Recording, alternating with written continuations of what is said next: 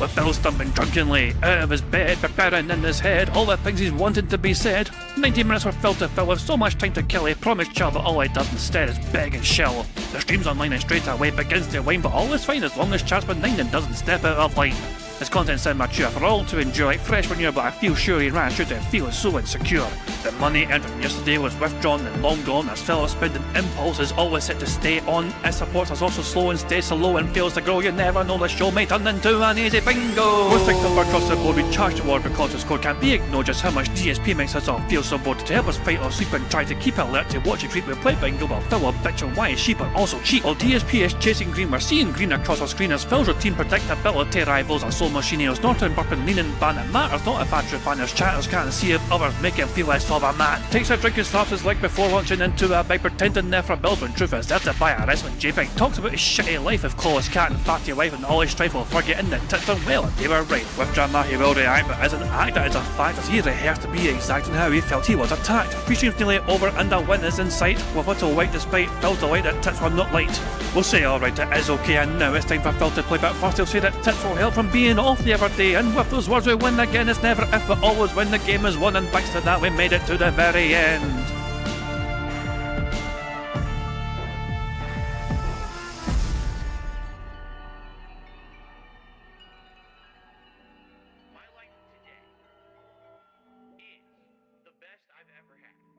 Hey guys, King Jet here, and welcome back to DSP Bingo West. Today, Thursday, the 9th of April 2026. I do hope you're all doing very well indeed.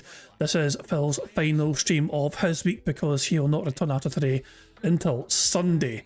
So yeah, name it Bingo until Sunday after today. So we get 2 days off from the very bad man indeed, so good stuff indeed. As you can see, the bad man is awake. His stream is live and online right now while he's getting his PS5 set up. He's not touched his PS5 in ages apparently. And look, at 10:57 AM, he showed up in his chat saying, I'm just starting to set up. Remember when he told Side Scrollers he was in his office like an hour before he started streams to prepare the streams? I'm starting to think that was a fucking lie. I mean, it was an answer. Who cares if he was lying to Side Scrollers for 5 hours? It was still an answer. Jesus, man. Oh, Christ alive. So yeah, he's not prepared whatsoever, so the audience is trying to get fucking wasted. There you go. Well, Phil's banned somebody already. Hound 1 got banned by DSP. Well, to be fair, Hound 1 did just fucking say and kick. Fuck DSP. So that was a pretty easy, straightforward ban right there. So how dare you say fuck me? Oh hell, but there you go. So anyway, the bad man's awake. We've got a couple of tweets to go through, and then we have some videos as well to enjoy. First of all, this is an old one. But it doesn't come out because of the lag, and she mashes and gets a fucking hit. Fuck you. Fuck that stupid match. Stupid, Yeah.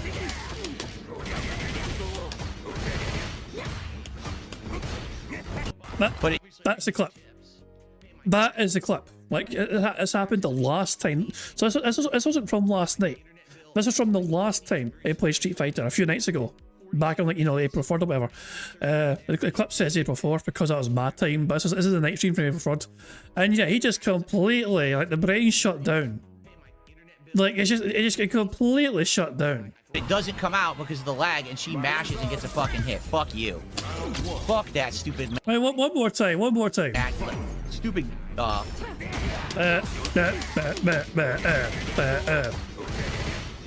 love the mouth is opening. I love the mouth opens and nothing comes out. You know. See, it's a fucking goldfish. Jesus Christ. Awful, but hilarious. Clip here from yesterday.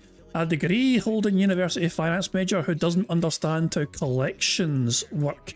This is clip by Cerulean. So let's see here, what was this? This is from the night stream. That's a very quiet clip. Let me fucking boost the volume here. What else has I used this week? Let's boost that volume to about fucking... I'm going to boost that some bitch to 400%. That should be fucking fine. Good times, then all the video stores permanently closed. So, oh, you know what? Here's what I wonder, right? So when the video stores permanently close their doors, what happens to all the people who rented videos that were out? Did they just keep the tapes? Did they just keep the games? No. Because the store was closed? No. Or were they like, we're cutting off a deadline, you are not allowed to rent after this certain point? Because here's the other thing. If you know the store's going out of business, what incentive do you have to return anything? Screw them. They're not going to be able to get the money from me because I'm never renting there again. I'll just keep everything. Right? Maxed Out Dumbbell says collections comes after them like a bankruptcy, but they can't. There's no company to prosecute the collection. This is completely... This is not true. There's always a collection company. I mean, take it for somebody who works for a bank. You know what I mean? And deals with business customers all the fucking time. If that business stops operating but there's still fucking money to fucking be had by somebody, then yes, that will default to a collections fucking company of some sort. See what I'm saying? If the company is literally going out of business and closing all stores, there's no one to spend the money. There's no money to go after you for collections for the tapes or the games. He has no clue whatsoever. Wow. They liquidated everything. Tim the Tool says they liquidated everything. So they would just stop renting and say, everything must go, sell the stock. That does make sense. Okay, that does make sense. Cool. Christ, Very man. nice. Very nice. It really is incapable, as you know. Just, oh, for God's sake. Sonny's saying, yeah, Sonny worked in a video store, you know, way back in the day, it seems. About 70% kept the stuff, only if there was a collection company. But most owners wrote it off from insurance. Like, there you go. But yeah, collection companies are a thing, and Phil can't seem to fucking comprehend that and grasp that. So there we go. That as well. This worthless bum wants you to already forget about the $2,000 he made a day ago. Shit. Let's go. Let's get support for Honda tonight. Let's get support for Honda tonight, right now. Who's going to be our first membership of the night? How about our first tip of the night? Jesus. Let's go. For Honda. Bring it for Honda. No. Look, it's a tennis player.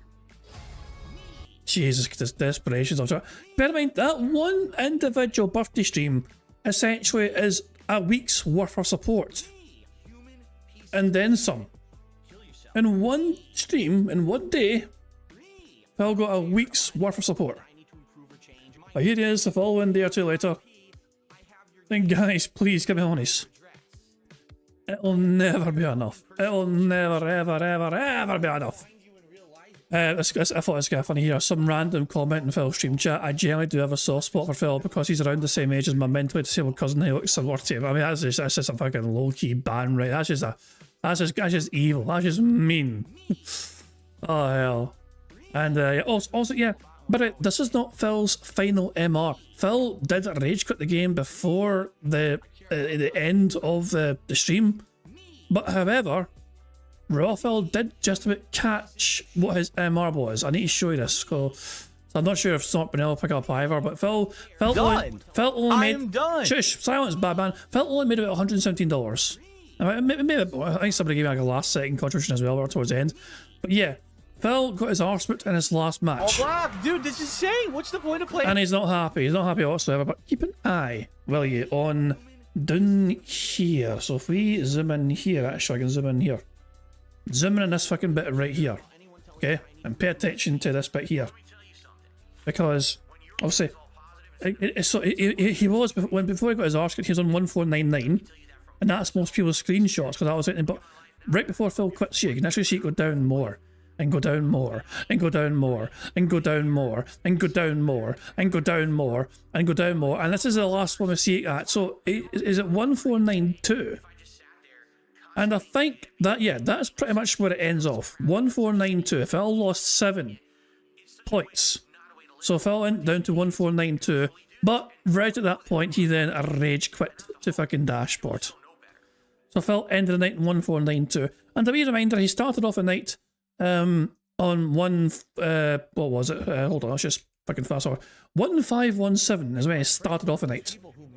He started off at 1517 MR. And he always was looking to try and finish higher than he fucking ended on. And he went overtime as well, and yeah, he was super duper pissed off and raging, salty and all that shit. So yeah, good stuff indeed. So actually it was worse than this. It was 1493 MR, or 1492 MR, sorry, is what Phil ended up on. 1492 MR. So there we go, get fucked, Phil. Right, so before we do anything else, I need if I can zoom out. Hold on. Zoom back out.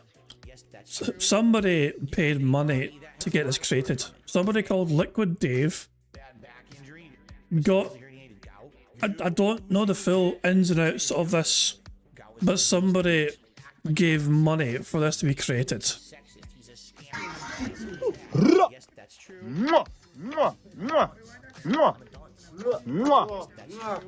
Happy birthday! Happy birthday! To Darkside Pew! Darkside Pew! Cheers! Cheers! To your gaming skills! Your gaming skills! Happy family! Happy family! Wonderful fans! Wonderful fans! And WWE champions! And WWE champions! Account! Account! And shout out! And shout out! To Liquid Dev! To Liquid Dev! Ma! Ma! Happy birthday to you! Hey! Happy birthday to you! Happy birthday! Happy birthday! Happy birthday to you! Here we go!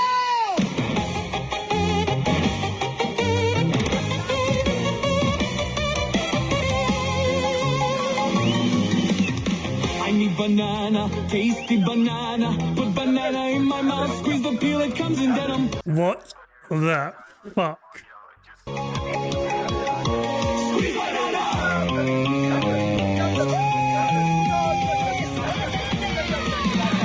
I need banana, tasty banana. Put banana in my mouth, squeeze the peel, it comes in denim.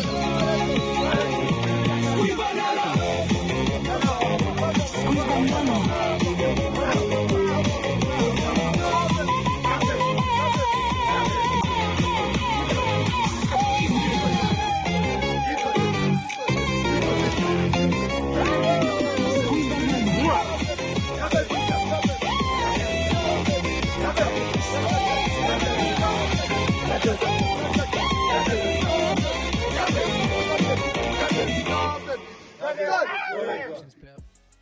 I have never heard that remix before in my entire life.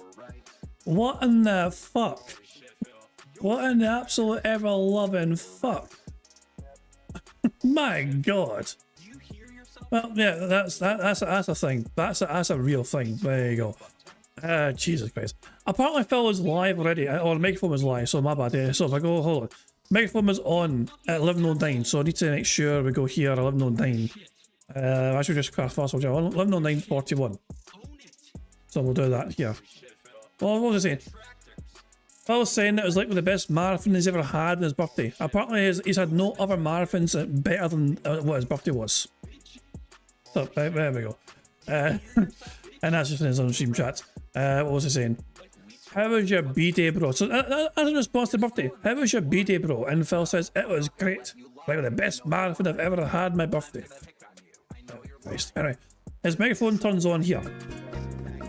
Right about this point in time here, I'm going to put him on pause right there. And we'll put him on pause, 1.5 speed. Right there we go. So, okay.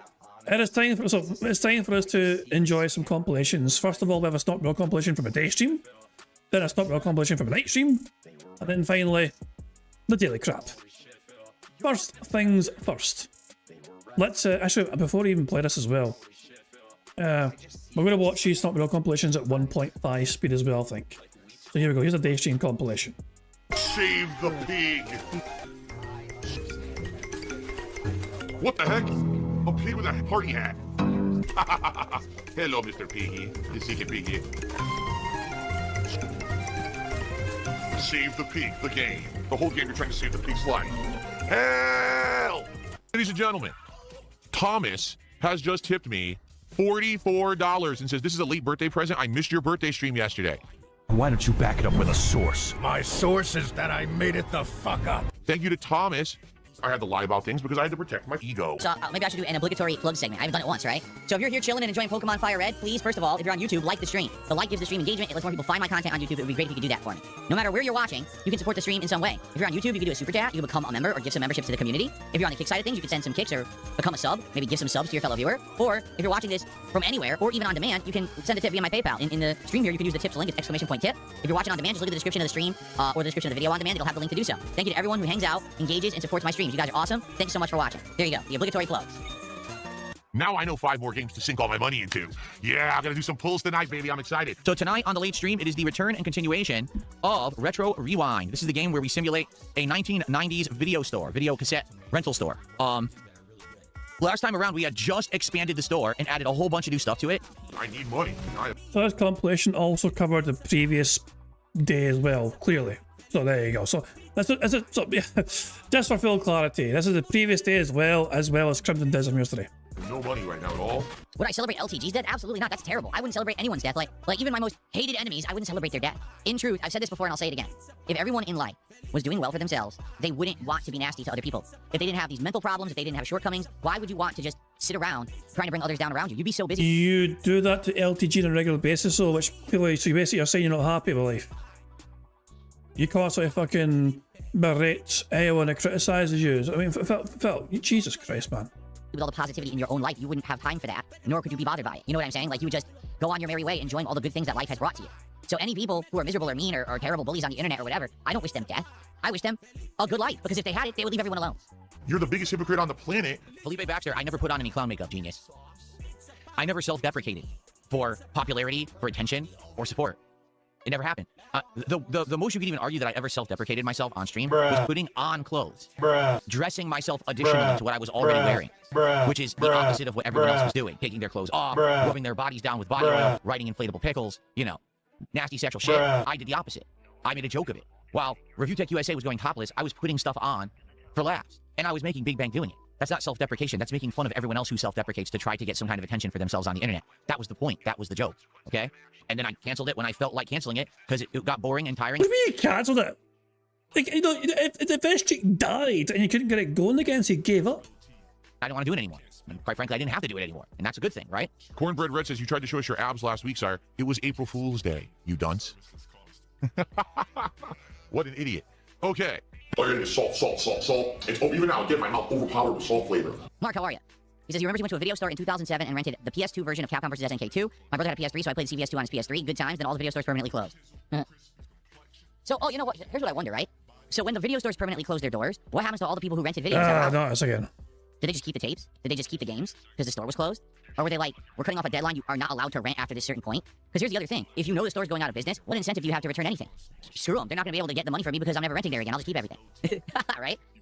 Maxed Out Dumbbell says collections comes after them like a bankruptcy, but they can't. There's no company to prosecute the collection. You see what I'm saying? If the company's literally going out of business and closing all stores, there's no one to spend the money. There's no money to go after you for collections for the tapes or the games. Oh, well. Is this kind of like Phil? I wonder if Phil had the same sort of idea when he fucking stopped living in his fucking condo in Connecticut. Was it, I'm on the other side of the country, so they can't come after me. They don't know where I live. I've got a free property in the other side. Like that. It doesn't work like that, Phil. Well, Phil was specifically sent money on a stream to give to a viewer so he could buy Dragon Quest, or excuse me, not Dragon Quest, so he could buy Monster Hunter, and he pocketed the money and kept it. What a piece of shit. What a stealing piece of crap Phil is. Phil is a thief and a scammer. I am a thief. This person's good at checkout. Look. Why? The character designs. I mean this as a compliment, by the way, in case it doesn't take like one. I've seen these character designs, and I immediately thought of Pixar. Does anyone else think of Pixar when they see these character designs? It's the eyes, I think, more than anything else. You see those eyes? I thought of. As soon as I saw these character designs, and I was like, you know, wait a second, that looks familiar. And I think it's in the eyes. Pixar animations, you know. Watch this. I fired her ass. I fired her ass because she took a sick day. All right, I'm going to hire this person who's good at checkout. There you go. I'm going to have her assigned to checkout. Look at that. Yo, that is dirty. That is dirty. Oh, you want a sick day, huh? Yeah, you can take a sick day. You could be sick forever. For all I care. I fired you. Wow. That is evil. That was absolutely evil behavior on my behalf right there. Wow. If you guys are enjoying Retro Rewind and you want to see me continue to play the game and, you know, max it till the end, which is level 20, please support the stream tonight. Let's go. Thank you, guys. Oh my god, he's drinking Hulk Hogan's piss. Please support the stream if you haven't. Right now, support is pretty good. It'd be great if we get some more by the end of the night. Let's go. I'm really surprised that Phil enjoyed firing a fucking video game character. He fucking loves being a fucking position of fucking power, where he gets to fucking bully people when he's got some authority over anyone. He's fucking in his fucking element. And they just can't fucking wait to abuse that power as much as possible. Even in a fucking video game environment, he was fucking loving that fucking power he had over a fucking fictional, fake video game character. Oh, here we go. Speaking of which, let's get some support tonight. We're still here for about another half an hour or so with Retro Rewind. If you haven't supported yet, please consider doing so. Let's get some support for this awesome game to keep it going in the rotation, right? Give me your money. I received a $1 tip. Do you ever wonder if someone thought you were strange for wearing a Hawaiian shirt in public? No. I've been complimented on the shirt, actually, walking through my own neighborhood. My neighbors are like, oh, cool. It's that season. I'm like, yeah, it's warmer now. It's time to bust them out. Because you may not realize this, people actually like these. I buy them at stores, and they're not cheap. Like, I actually buy these at stores. They're made for human wearing, you know? They're actually fashionable. Oh my God, he's drinking Hulk Hogan's piss. Tomorrow is action day. So tomorrow we're going to have a DSP morning show, followed by Crimson Desert, followed by Street Fighter 6. I have no idea who I'm using in Street Fighter 6 tomorrow. I don't know. I haven't decided yet, okay? A very, very slow night for contributions. You can see, tips were abysmal. Nice shirt, 25 cents. Whoa, man. I didn't mean to do that, obviously. I thought I could grab, and he didn't grab. I wonder where the checkpoint's going to be. Let's find out.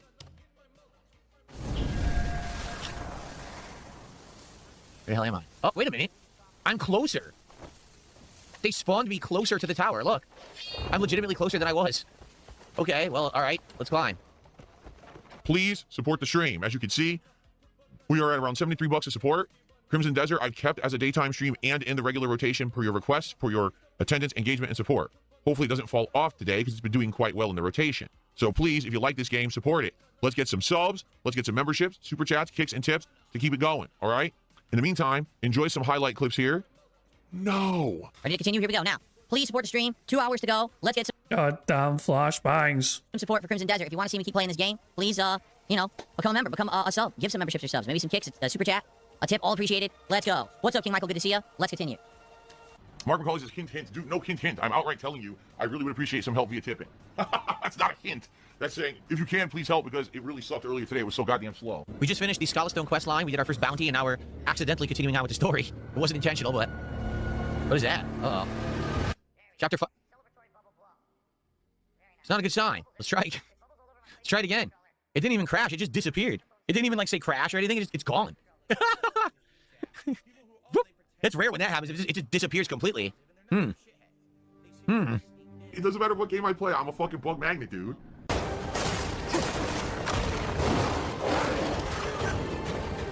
we go. He's finally on this boss. I'm actually surprised it took this long to get to this enemy. As far as I'm aware, a lot of newer players get to this boss.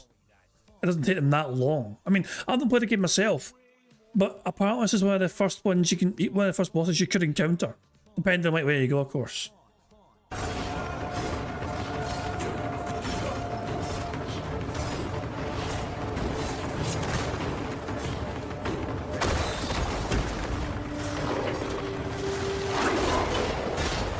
Super armor. I'm dead. I couldn't even move.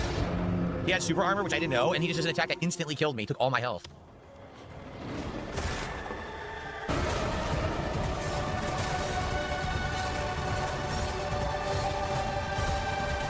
Can't see. Look at this. Look at this camera. Great. I can't see anything. You backed yourself into a fucking corner. No. He has backed himself into a corner. He put himself here deliberately, purposefully. So he has no right to bitch you mind. I would not be able to fucking see because he literally fucking positioned himself there and stayed there, waiting.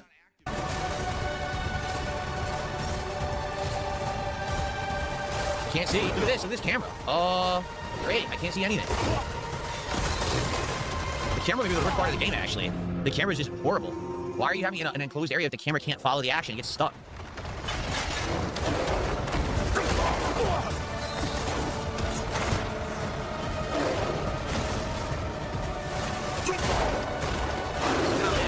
Oh, that's super armor. Yep.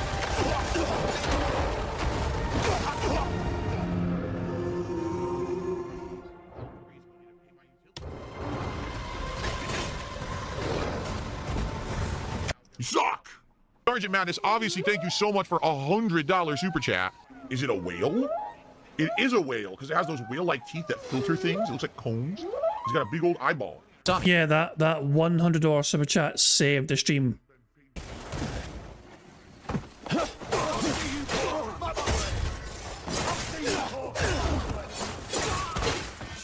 What the fuck? Why are you guys surrounded in green shit? What just happened?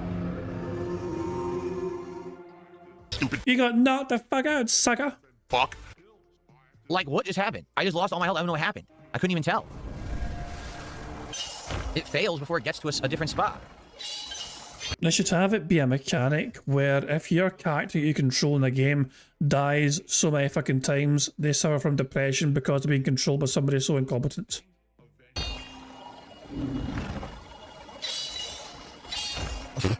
This is fucking terrible. Who made this up?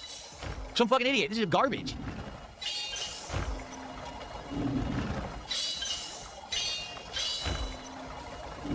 I'm done with this stream, man. Fuck this.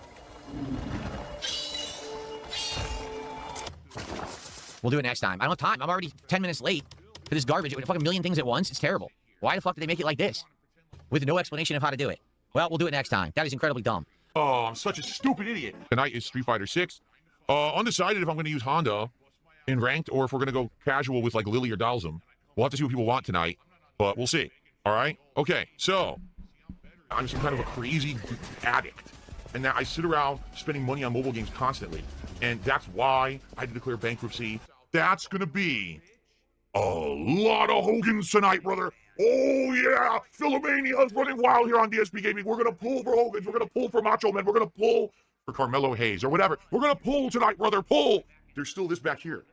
And it's still in the back of my neck, the back of my head, the back of my mind. And it's always telling me it's WWE Champions time. I love it. I love it. We all fucking love it. Right, we're going from a day stream compilation now to a night stream compilation. When Phil played Street Fighter 6, he rage quit once and he had 2 perfects down him. And yeah, as the game went on, as the night went on, Phil's salt grew more and more and more and more. We're gonna watch this at 1.5 speed as well, but enjoy Phil getting his arse whooped in a game he prides himself in and being better than most people at. Now let's play the game.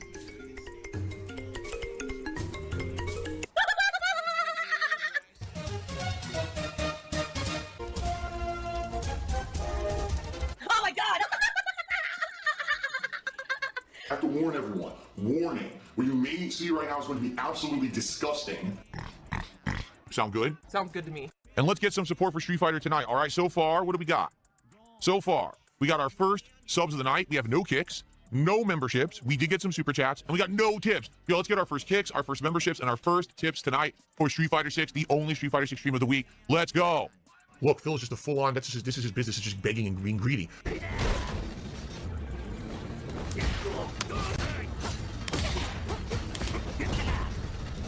That's not what I did. I did fierce headbutt. It gave me chops, so now I get giant combo. It's so stupid.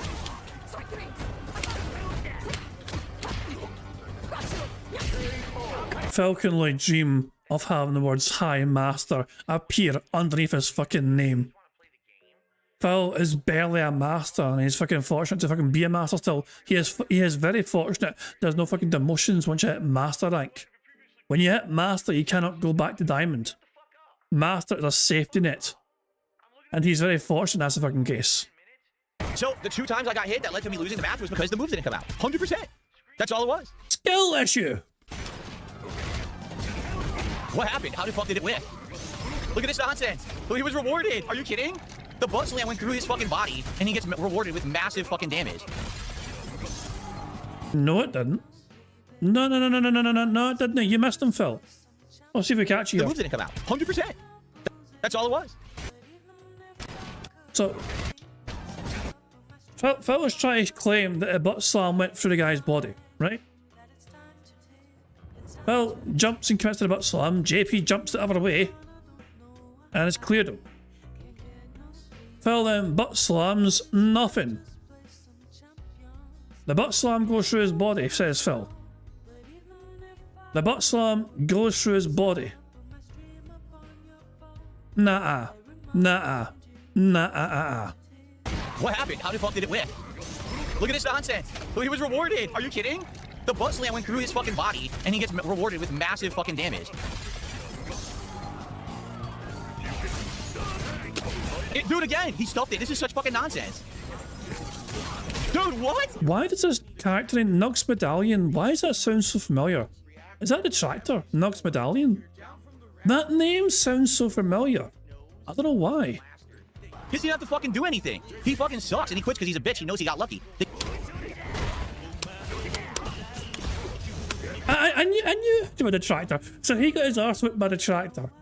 Nice one, nice one. I knew it sounded familiar. I was like, I know that name. I know that name. Can't block.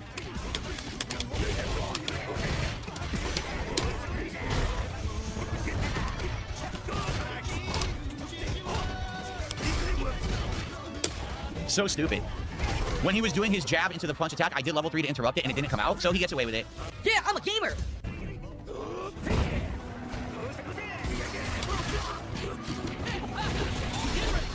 Wow. It allowed him, after my level 3, to do that full screen, and I couldn't fucking stop it. What the fuck was Honda doing? Are you kidding me? What was that kick? I didn't do it. It did like a standing medium kick. No, I never input standing medium kick. The game is shit. That just stopped. I want to remind everyone as well, remember how he started the day? Phil started the fucking day saying he was craving more Street Fighter. Because he hasn't played a lot of it lately. He was craving Street Fighter at the start of the day. But at the end of the day, he's fucking almost finished it altogether. Butt splash. Wow. Can't block. Hey, dude, I can't do anything. All his drive rushes beat everything I do. I literally can't do anything. All of his drive rushes beat all of my normals. Was that a drive rush though? I don't think that's a drive rush done to you. Can't block. What? So it felt like a wake up desperation, like mashy drive rush there, but that is, oh yeah, I guess so. Hey, dude, Yeah, that was okay. At first I thought it was a normal kick, but it was a drive rush. My bad. But still though, it's Phil. I mean, the thing is, Phil's problem is he's so predictable. At Sunny, there are no more full cards on the go. I mean, well, technically, Stan has both. Stan has a full house ticket, which expires today if they show up, and they also have a Scottish Soundboard pass. They're fucking. They're rolling in the fucking the wins. Other than that, though, we don't have that. You know, so unless Stan shows up, we don't have a full house ticket. I can't do anything. All his drive rushes beat everything I do. I literally can't do anything. All of his drive rushes beat all of my normals. I mean, is it really that bad though, Sonny? Is it really that bad today so far? Surely it can't be as bad as it was, you know, for his birthday, for example. Oh, I can't do anything. It actually beats me mid-screen. Let's go. Let's get support for Honda tonight. Let's get support for Honda tonight, right now. Nope. Who's going to be our first membership of the night? How about our first tip of the night? Nope. Let's go. For Honda. Bring it for Honda. Begging like an E-beggar. A wily E-beggar sitting here demanding. Can't do anything.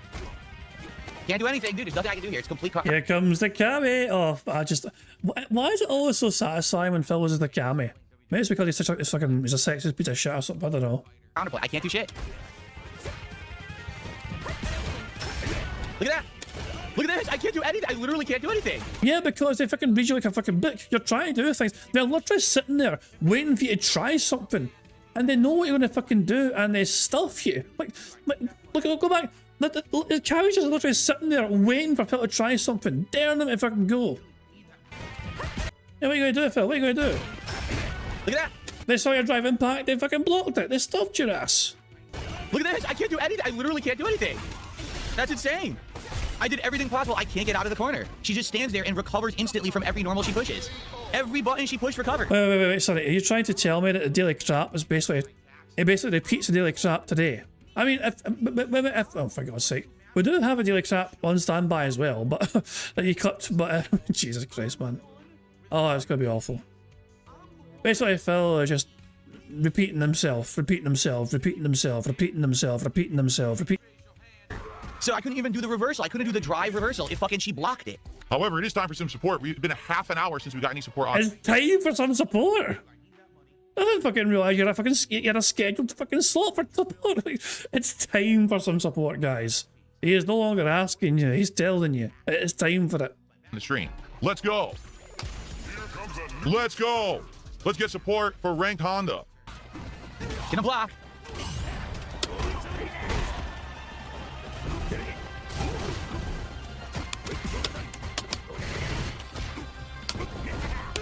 That's it, that's game, because he mashed. Can't do anything. Can't do anything, it's all guaranteed hits. I can't do anything. All I can do is guess throw. You can't counter a throw loop in this game. You have to guess and mash like a scrub.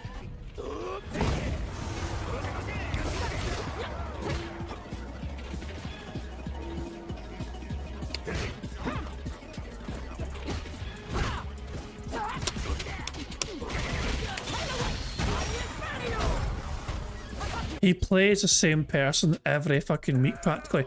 This user, It's Time for Men, always uses Marisa. And this person always seems to kick Phil's arse in this game.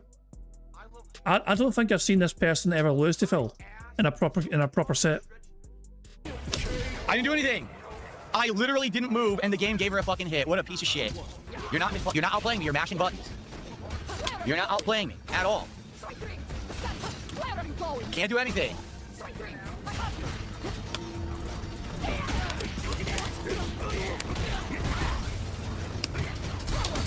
That's mine! It didn't give me drive impact. I did jab, jab, drive impact. Wow, this game is terrible. Basically, here's a whiny baby.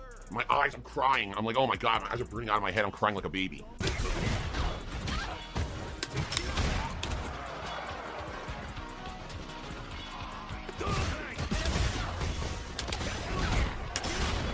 What? What the fuck? Ah, perfect. I love that. Phil thought he had it blocked. Wait, hold on, let's see. So, the thing is, though, if you weren't blocking before it, if you went, so the guy, so Honda is still recovering from the hit, isn't he? They're still basically reeling from the last like hit they got. You know, this is a big hit here. You know, bang. So, look at that ass, by the way. But damn Cammy, why is Cammy so damn sexy? But and then the drive impact gets activated, and Phil thinks block. Block. You are not blocking, Phil. You are not blocking. What the fuck? I'm holding down back. It gives me an attack. When did I push it? They're insane. This game is fucking insane. Wow, he mashed, jab, and hit me. What the fuck was that? What? Yes, I wanted level 3 mid-round. What a great game. Thanks a lot. I just wanted random level 3 in the middle of the round. What a piece of shit. Once again, you didn't outplay me. The game plays like utter dog shit online. Since my inputs don't come out, you get rewarded for being a scrub. The fucking game is terrible.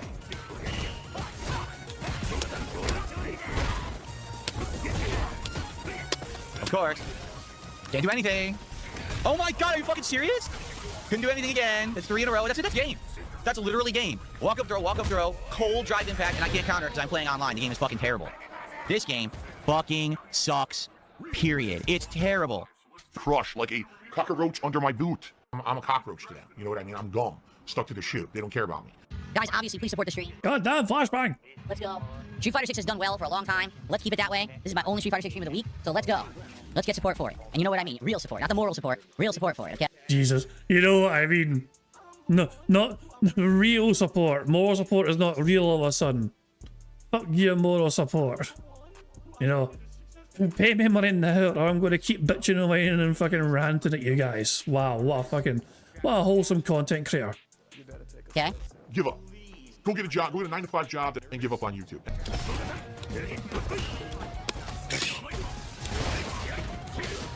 Can't do anything. It's all pattern now. It's all pattern. I can't get out of the corner because I'm Honda. That's not what I did, of course. Look at this. I didn't do any of that. I was doing reversal level 1 super as soon as he was drive rushing forward. It gave me a bunch of other moves I never input, and then he gets away with that sloppy ass Perfect. hit string, and I can't do anything about it because the game fucking sucks. The game is fucking terrible. Perfect. Perfect. He just stuffed my EX head stomp. All pattern play. I'm done. I'm in the corner. I can't get out. That was level 3 super. I'm doing it. I'm literally doing it. I did level 3. Nothing. 100% corner pattern play. Game doesn't give me reversal level 3 super. I lose. The game isn't worth playing. I didn't lose. I knew what he was doing. I countered it. No level 3 super. The game is not worth playing online. It's a complete waste of time. 100% I play pattern in corner. $30 tip from Frank at Frank's Gym. Thank you to Frank's Gym Why don't you back it up with a source? My source is that I made it the fuck up. for 30 bucks. Thank you very much to Gibble for getting a membership to the stream. Very kind of you indeed, Gibble. And that membership has gone to Mark BM5NK. So there you go. Mark, make sure you thank Gibble if you get a chance to, of course. And also thank you very much, Gibble, for getting the membership. Very kind of you indeed. A very generous fucking tip. I'm good at lying.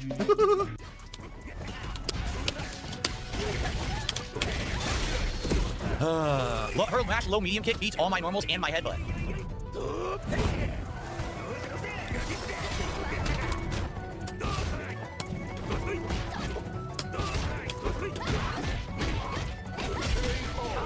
Complete trash. Fucking idiot.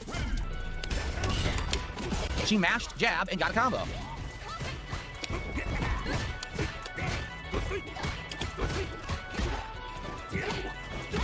Oh my god.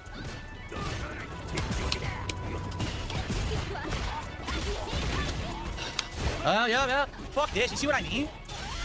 Everyone knows the matchup. Literally everyone knows the fucking matchup. They're Another perfect. not good. They just know that all my moves are too fucking slow.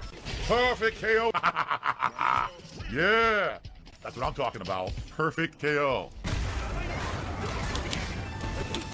Totally what I wanted.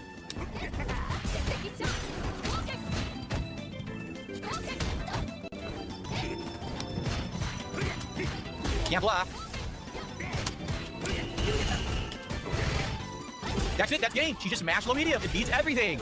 You literally didn't even play. You just stood there waiting. And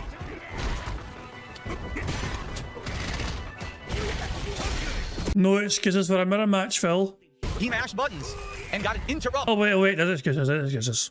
into level 3 for 0 effort.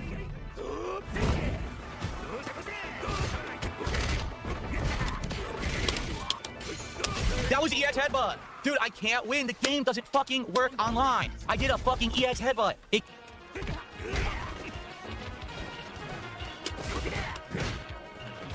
That was parry. The fucking Shawshank Redemption, right? But with more tunneling through shit and no fucking redemption. Thank you very much, Profit, for the 5 Canadian dollar super chat. It says, show the dag and feet. I mean, I don't have a fresher picture of the dog. I mean, the one I showed the other day, I still have. You know, I mean, like a wee dog trying to recover from the little snowstorm flurry. Like, where is it? This one here. Hold on. Some people might not have saw this the other day, to be fair. I mean, so yeah, there's a wee, so a couple of days, I think it's a Sunday. This is a picture from Sunday. Easter Sunday, and there's a random like, blizzard. It just started snowing very heavily. Ran away. Well, I went for a wee walk on my way to shop. So they grabbed the fucking till from the fucking shop itself and bought the till, but it was all soaking. And now feet. Alright, and if you zoom in close enough, you'll see a wee dog paw right there. You know, that's as best as we can do. Yeah, I can't really do much better than that, I'm afraid, in terms of, you know, feet pictures, you know. But it's just, it is what it is. Nothing I can do. Bugged feet mechanics, you know. There's absolutely nothing I can do about it. You know, I'm absolutely defeated. And you see what I said, the defeated feet. There we go. But I mean, I am looking. I mean, I'm pretty sure I don't have any feet pictures.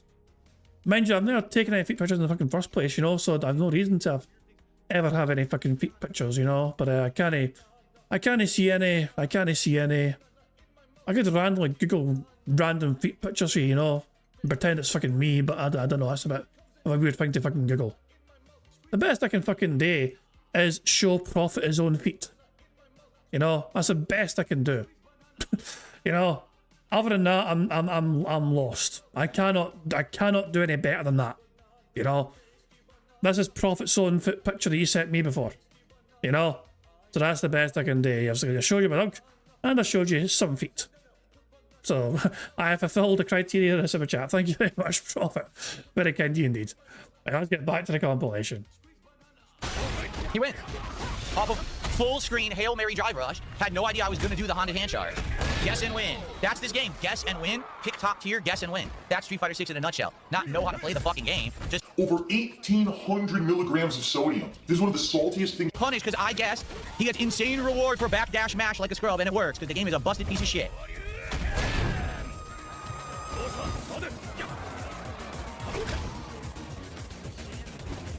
Can't do anything. Literally can't do anything. It will. Will not let you react fast enough. Yes, yes, mouth drooler.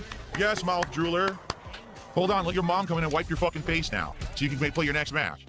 I mean, well, like you say that, but you literally have people like Jade in your audience that has to fucking have that done for them.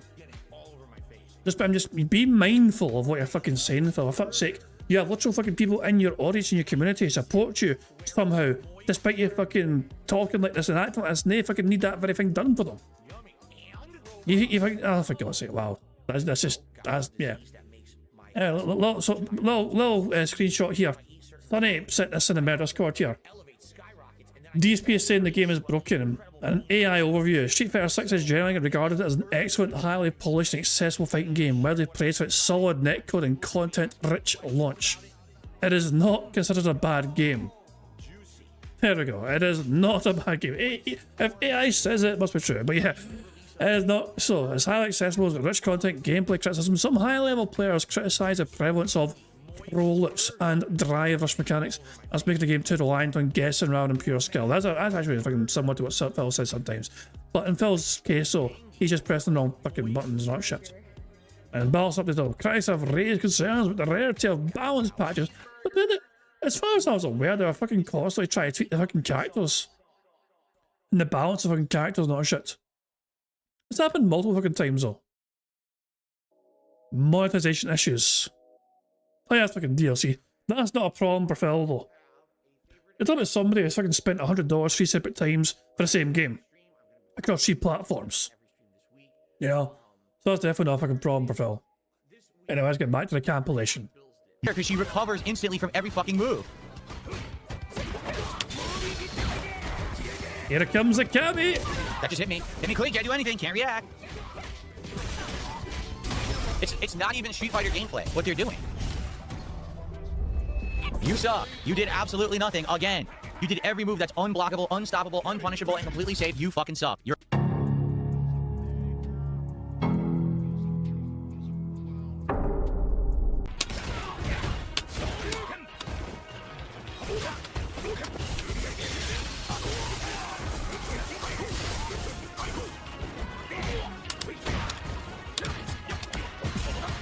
I tried to break it. That's game, just press buttons. I told you. Basic Ryu gameplay beats Honda. There's nothing he can do about it. Him walking back and forth and simply pressing buttons and throwing fireballs beats Honda. I card it.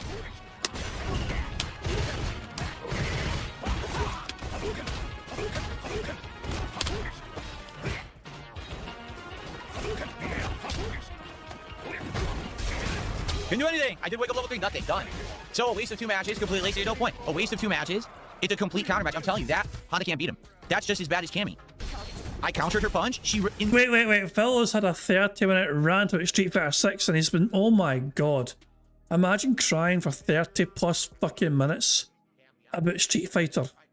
And oh my god. That is what is in store for us today, guys. Apparently that is Phil's stream so far today. A recap of a daily crap, and then him bitching and whining and moaning incessantly, non-stop, about Street Fighter 6. And also, this has nothing to do with the game itself and more to do with his ability in the game. Phil's ego and pride will not allow him to accept that he is just not capable of being a superior player. Like, Phil is competent at Street Fighter. I think we can all agree Phil is competent at the game. But he thinks he's better than he actually is, and that's his problem. They can't accept the fact that he's not as good as he thinks he is. Instantly recovered, and I can't counter hit or punch, so I get level 3 punish. Right.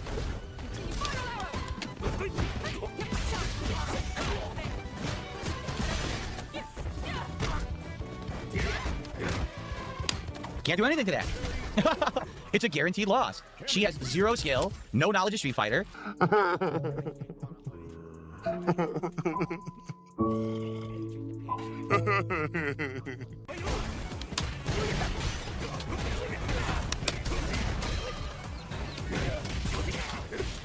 I mean, I never said he was good. I mean, I said he was competent.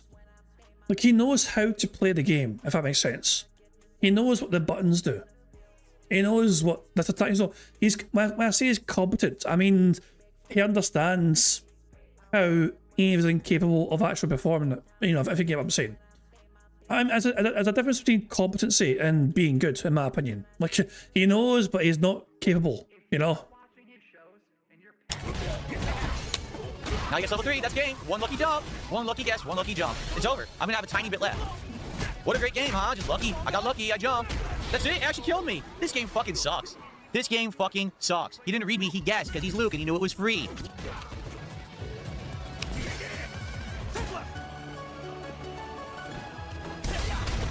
That's game. From that distance, because he's top tier. That's game. You didn't earn it. You literally didn't earn the hit. You're a piece of shit. You fucking suck. You don't play fighting games. There was nothing I could do. Guaranteed win for the scrub. Guaranteed win for the motherfucking scrub. This game fucking sucks. It does. Like, there's no, what's the fun that he just did? Did he outplay me? No. You gotta bear in mind as well, I don't play fighting games. I'm just kind of saying from my, and you know, a lot of you guys, I mean, Prophet, for example, plays more fighting games. I think his main game is Mortal Kombat. I think Mortal Kombat's one of your favourite games, you know, but he'll understand fighting games a lot more than I will, because Prophet has played more fighting games than I have. Prophet thinks that Phil's actually pretty shit at Street Fighter. I mean, a lot of you guys, to be fair, think Phil's actually bad at Street Fighter. I think he's, I mean, to be fair, looking, the way I see it, he knows how. He knows the basics, if that makes sense. But Phil's problem to me, as a fucking absolute fucking dumbass who doesn't know the game whatsoever, from my opinion, looking at how he plays, he doesn't have a plan B, and he is quite predictable after 1 or 2 rounds. You know, he's got one sort of thing in mind, and if that doesn't work, then he's kind of fucked, because people can usually suss him out straight away. That's just my interpretation. Of course.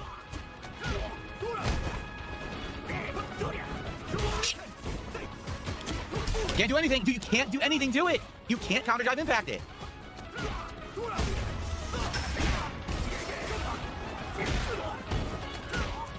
Wow, you really outplayed me, dude. Why play anymore? Again, I have to question, why play this game? Are you kidding? He jumped and whipped, so he just started pressing jab, and he did jab level 3, and it rewards him with his damage. Why? Why is he being rewarded for pressing a button again?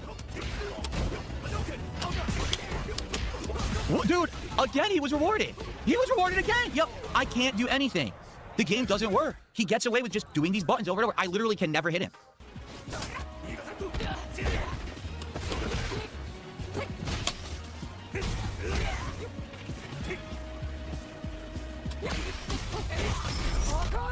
I pressed my button. Did you see an attack? Did you see an attack?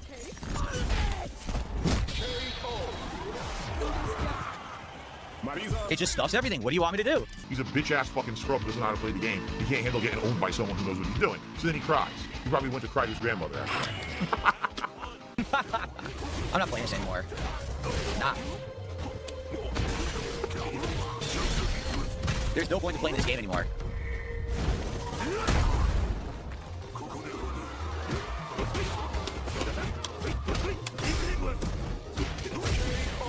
A level 3 that's so slow, they can just neutral jump right over it.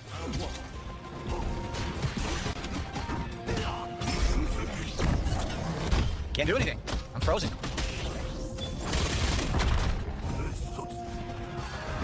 Huh? I jumped out of its way.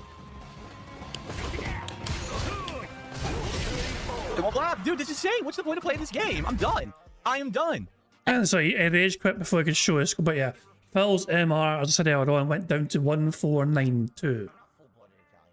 I don't play anymore. I don't. Like, I'm done. If I'm gonna play this, I'm gonna play other characters, casual play. He rage quit! He rage quit! Oh my god, he rage quit. Are you fucking serious? I'll play around with them. We'll have some fun with casual play. I'm done. There's no point in playing ranked. I will play the same people with the same shitty connections who play the same pattern play, and it won't be fun. We won't see any variety. We won't see anyone who's competent at the game. All you'll see is the same ad nauseum. Oh, look, I got away with it because the game lags bullshit. And that's not worthy of anyone's time. But I'm just tired of this. I'm just tired. I feel like I just played for 2.5 hours, and I wasted my time. I learned absolutely nothing, and I got cheated by a piece of shit that plays like garbage online. No entertainment factor at all. Fuck this. But tomorrow it's the Invincible versus open beta, which I don't know how that's gonna go. And then God, his fucking head looks fucking soaking. Jesus Christ. Fucking oily, greasy bastard. Tomorrow night, we're trying this Pokemon Champions, but I'll be honest, I don't know if anyone's going to like it. I heard Pokemon Champions is terrible. I straight up heard everyone thinks it has like way less features and content than Pokemon Stadium 1 and 2. So people are really disappointed because they think it is like a monetization scheme. I guess we'll have to see. I never played Pokemon Stadium. Oh my God, what a slow stream. Oh my God, if you don't tip me today, now I can't get dinner for Jasper Kitty. McDonald's has now accepted my job application. No, no, no. It's work. I don't want to work to eat. There's still this back here. And it's still in the back of my neck, the back of my head, the back of my mind, and it's always telling me it's WWE Champions time. I love it. I love it. Well, fucking love it. All right. I mean, I was also going to watch a Daily Crap, but I honestly, I mean, it sounds, according to Sonny anyway, it sounds like Phil basically regurgitates the Daily Crap when he starts the morning show. So we could just give this Daily Crap a miss, you know, like, because like, as I said, Sonny clipped it, but it sounds like he's going to fucking just say the exact same thing anyway on here when we fucking start. So, yeah. And so, oh, fuck me, man. We're in for a rough one today, guys. We're in for a fucking rough one. Anyway, we need a number. We need a fucking number for today's bingo card. The very first number in chat I see with a number that we use for today's bingo card. Hopefully it is a very strong, robust, meaningful, positive card for us to get a fucking slam dunk of a fucking full house bingo. First number in chat I see was from Kelly. Kelly is saying 89. Alright, 89. Okay, there we go for that. Let's see. We need Phil to say and do the following on today's bingo stream. We need him to display some YouTuber jealousy, or, you know, other content creator jealousy. You know, Twitch jealousy is also allowed, or kick jealousy, whatever. Him saying support, more on what I mean by that is, and admittedly. The second row is Phil saying hilarious, excited, him saying something style, you know, like RPG style or Gangnam style. Behind the scenes and him discussing drama in some capacity. The third row is Phil saying wrong tips, him flexing his noodle arms, him saying wow, and him flailing his arms. The fourth row is Phil having some dead air, him saying new games, him doing some scat talk, him being all clown mode, and him saying what the fuck are you talking about? I will accept as well what are you talking about. The fuck is optional. And the fifth and final row is Phil applauding randomly, him saying positive members feedback, and finally him either talking about his RGBs or messing about with his RGBs. So that's the bingo card we have for today's stream. Now of course there's a variety of ways we can get free spaces to help us on our way to a full house bingo card. For example, for every 10 sips, snorts or burps that Phil commits, we get a free space. For every 3 minutes and 20 seconds that Phil begs, we also get a free space. If Jade shows up to Phil's stream and Phil says hi to Jade, not only do they get a free space for that, but celebrate free space we get to celebrate with this animation. Squeak, squeak, a free space. If Satan shows up to Phil's stream and Phil says hi to his good buddy Satan, not only do we get a free space for that, but to celebrate a free space for that, we get to enjoy this animation. What's up, Satan? Good to see ya. Of course, also the ways that Phil can always get free spaces, but you guys are also responsible in charge as well to get free spaces. For example, you guys have the power to get free spaces by giving me 5 memberships. Every 5 members we have, either new or renewed, we get a free space. So if you're a current member and you have your membership message you can pop off, that counts. We've had 1 so far, we're going to give the membership, so 4 more new or renewed members, we get a free space. For every 5 super chats we get a free space. We've had 1 super chat so far, courtesy of Profit, Demand and Feet. So there we go, 4 more super chats, we get a free space. For every £5 in tips, we get a free space as well. There is also, of course, the nuclear button option, where if a £25 tip comes in, we'll then open a poll in the chat, and the audience and the community can decide whether we nuke the stream or just count it as 5 free spaces instead. So that's also an option there. And of course, the best way, in my opinion, to get free spaces on bingo that you guys are in charge of is just to like the stream. 25 likes on the bingo card is 1 free space. 50 likes gets us 2 more free spaces. 25 likes is 3 free spaces, and 100 likes on bingo would be 4 more free spaces on top of all that. And we have like 41 likes, so we definitely have 1 free space already. We're 9 more likes away from 2 more free spaces, but every time we get a free space, thanks to you guys liking the stream, we celebrate with an animation, and I think today we should let those fucking trumpets play.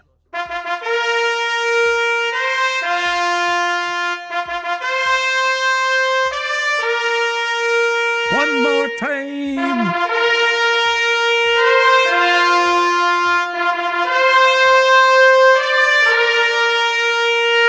There we go, excellent stuff indeed. So that's to celebrate our first free space. We're getting 25 likes on the bingo stream. Excellent stuff indeed. So basically, you guys are responsible for some ways to get free spaces, but the rest of it's controlled by Phil and his bizarre body functions, as well as some big and little bitch that he is. So there we go. There are some more things to cover, of course, but I'm going to AI Marble Phil Bonnell Pig's Winner Alphas right fucking now. Hello, AI Phil here in the digital flesh for Bingo Baddies Marbles game.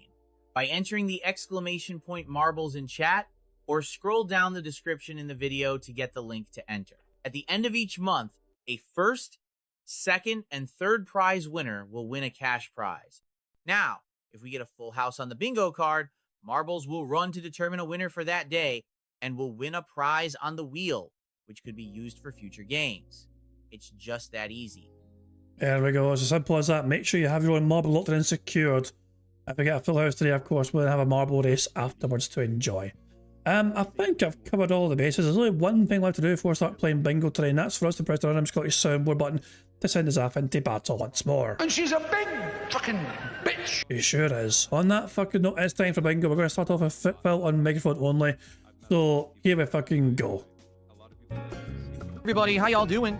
To all of you early viewers, I say good morning to you, and welcome to the stream. It is time for my final streaming day of the week, and a day full of new game content. I am very excited for today, so I hope you are too. We're going to start off with a chill DSP morning show where we will say goodbye to Street Fighter 6. Yes, we are today going to say goodbye to the game. I've had my fill. I've had enough. It is time to focus. See, he's actually abandoned the game altogether. I thought he was just going to stop doing ranked mode because ranked players fucking sort of tryhards. But he's actually... No, he started yesterday. Yesterday, he said he was craving it. He had it craving for Street Fighter. And when the day ends, he's fucking saying bye-bye, sayonara, sucker. Oh my, oh balls, wow.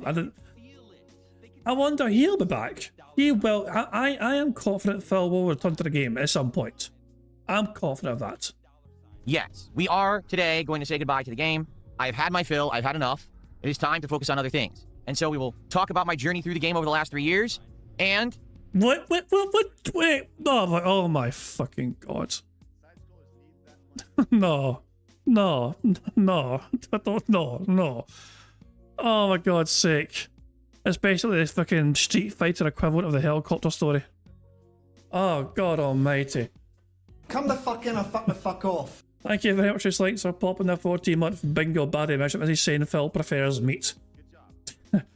I mean, Phil prefers receiving it rather than giving it, put it that way. But there we go. Oh god, this is gonna be brutal. This is gonna be. I am dreading this bingo stream. Jesus Christ, man. I'm gonna get bored to fucking tears with fucking for 3 years I've been playing this game and then I get to master with this character and I get to master with that character and all that shit. And for 3 years I've been doing this and all. Oh, it's gonna be some big fucking pity party. How the game screwed him for by not getting higher in ranks or whatever. Put it to rest. And then we're going to talk about what I will be focusing on moving forward, because we got a ridiculous amount of games that I'm already juggling, plus brand new ones, and I'm excited for the future. So, good stuff there. And then it will be time for something new today. It's actually going to be Invincible Versus. This is the fighting game that features heroes from the Invincible comic book slash, I don't know if you even call it animation series, not anime, right? It's just a cartoon. And I've never played it. From what I understand, it is very different from standard fighters. It plays a lot more like Dragon Ball Versus did, which I haven't played in how many years? Holy crap. So we're going to see what I think about it today as I test it for the first time. Also booting up my PS5 for the first time in ages. So it should be interesting testing, okay? So good stuff coming up. I'm actually going to run and just quickly finish up and get ready to start here. So sit back, grab a drink, a snack, use the bathroom, walk the dog, change the litter box, feed the giraffe, whatever you need to do. Because I'll be back shortly with the morning show and the final streaming day of the week. It's going to be a good one. See you in a few minutes. Shut up, bitch! So yeah, that's how it started. I always got 2 things ticked off on the board so far, which is good. But there we go. Let's just fast forward to when he goes live. And he goes live. He's wearing his PlayStation shirt. Jesus Christ, how old is that fucking thing, man? Yeah, but here we go. Oh god, I'll help us all. Let's just fucking try and get through this in one piece here. Here we fucking go. Good morning, everyone. Welcome to the show. It is my final streaming day of the week. It is Thursday, the 9th of April, 2026. I'm DSP, and this is the morning show. How are you all doing this morning? I hope I find you well, and I hope that you're ready for a full day of new release fun. Today we're going to be checking out not one, but two brand new games. One is Invincible Versus, the upcoming fighting game starring the cast of the Invincible comic book and television series that is now in open beta both on Xbox and PlayStation. As you can see, we'll be playing it on PlayStation 5 today. Anybody care what this guy thinks? No! Okay. In addition, later tonight, it's the premiere of Pokemon Champions. Now, to be fair, it already came out like 2 days ago, but it wasn't supposed to. It was actually supposed to come out today, but they actually released it early. It's a free-to-play game on Switch where you basically have Pokemon like fighting in teams over the internet. I don't really know much about it. Like, I don't know how much, it has to do with real Pokemon battles, if it's something different. I just don't get it. So tonight we're just going to investigate that and see exactly what it's going to be. I don't know, but hey, it's something new and people wanted to see me try it out, so we're going to, okay? So all day long, today, it is new content. I don't know if I'm going to like Invincible Versus. From what I'm to understand, it's a 3v3 team-based game, and you might say, well, Phil, you just played Marvel vs. Capcom 2 the other day during your birthday marathon. That's a 3v3 game. I mean, fair enough, it is, but if you had played Dragon Ball Versus, which is basically what people are saying this game is very similar to, that is nothing like Marvel vs. Capcom 2. Okay, it's not. It is more of a almost Marvel vs. Capcom 1-esque game, where each character essentially is just trying to hit you with like a mix-up to hit you with a high-low attack, and then immediately go to a ginormous combo, and then try to reset by having an assist come out and mix you up. That was like the whole game. So I'm curious, is that Invincible Versus? I've actually heard Invincible Versus is actually designed for an even more casual base than more modern fighters are. So you know how I say Street Fighter 6 is... Oh, you're going to hate it then. You're going to fucking hate it if it's fucking more accessible for fucking more people to fucking play the game. So I was going to be, what do you fucking mean the fucking game doesn't fucking prioritize footsies? Too dumbed down, too easy to play. Apparently Invincible Versus is supposed to be even easier, and that's a little concerning. You're supposed to have some level of challenge in these games and some level of skill and entry-level execution. Well, if Street Fighter 6 was so easy, then why can you not get, higher than fucking Master Rank? You fucking bitch and whine and moan and say fucking Street Fighter 6 is easy, and yet you fucking hit a glass ceiling and you can't fucking get any further on in the fucking game. Because your fucking skill level is just fucking not there. And if all these games are just simpleton stuff, I really don't know how they're going to play competitively. You know what I'm saying? I guess we're going to have to see. I'm going to give it a fair shot. I haven't played it at all. I haven't even watched any footage of it besides those few trailers and stuff that we've watched. So we will try to figure it out together this afternoon. I'm going to play for around 3+ hours. Probably do, whatever the tutorial mode and training mode is, mess with a couple of characters, and then I will try to play it online and see how it plays and go from there. But, yeah, the question is, will I like it? It actually comes out on April 30th in its full capacity for $50. So not a $70+ release. Obviously, that makes it a lot more enticing to some people to drop the money. I don't know. Let's see today. Let's play it today and let's see what I feel and go from there. All right? Thing is, I don't really know Invincible that well. I've only watched season 1 of the show, and that's it. I didn't watch anything else. I don't read the comics. So it was funny. In chat, someone was talking about the characters and stuff. Hey, Kevin Bernstein. One person brought up the fucking show, and you responded by saying, I've only watched season 1, so I don't know. This morning, as I was starting up the stream, and they were like, ooh, spoiler, I'm sorry, Phil, I might have spoiled it. And I was like, you can't spoil it, I don't even know who you're talking about. I've only seen season 1, which was very limited, so... I don't think they said that, Phil. Why are you fabricating a conversation that didn't happen? I guess we'll see how it goes today, all right? Caterade, thanks for $2. His Graveyard Keeper is free on Steam. Free? Oh yeah, they're trying to give a game away?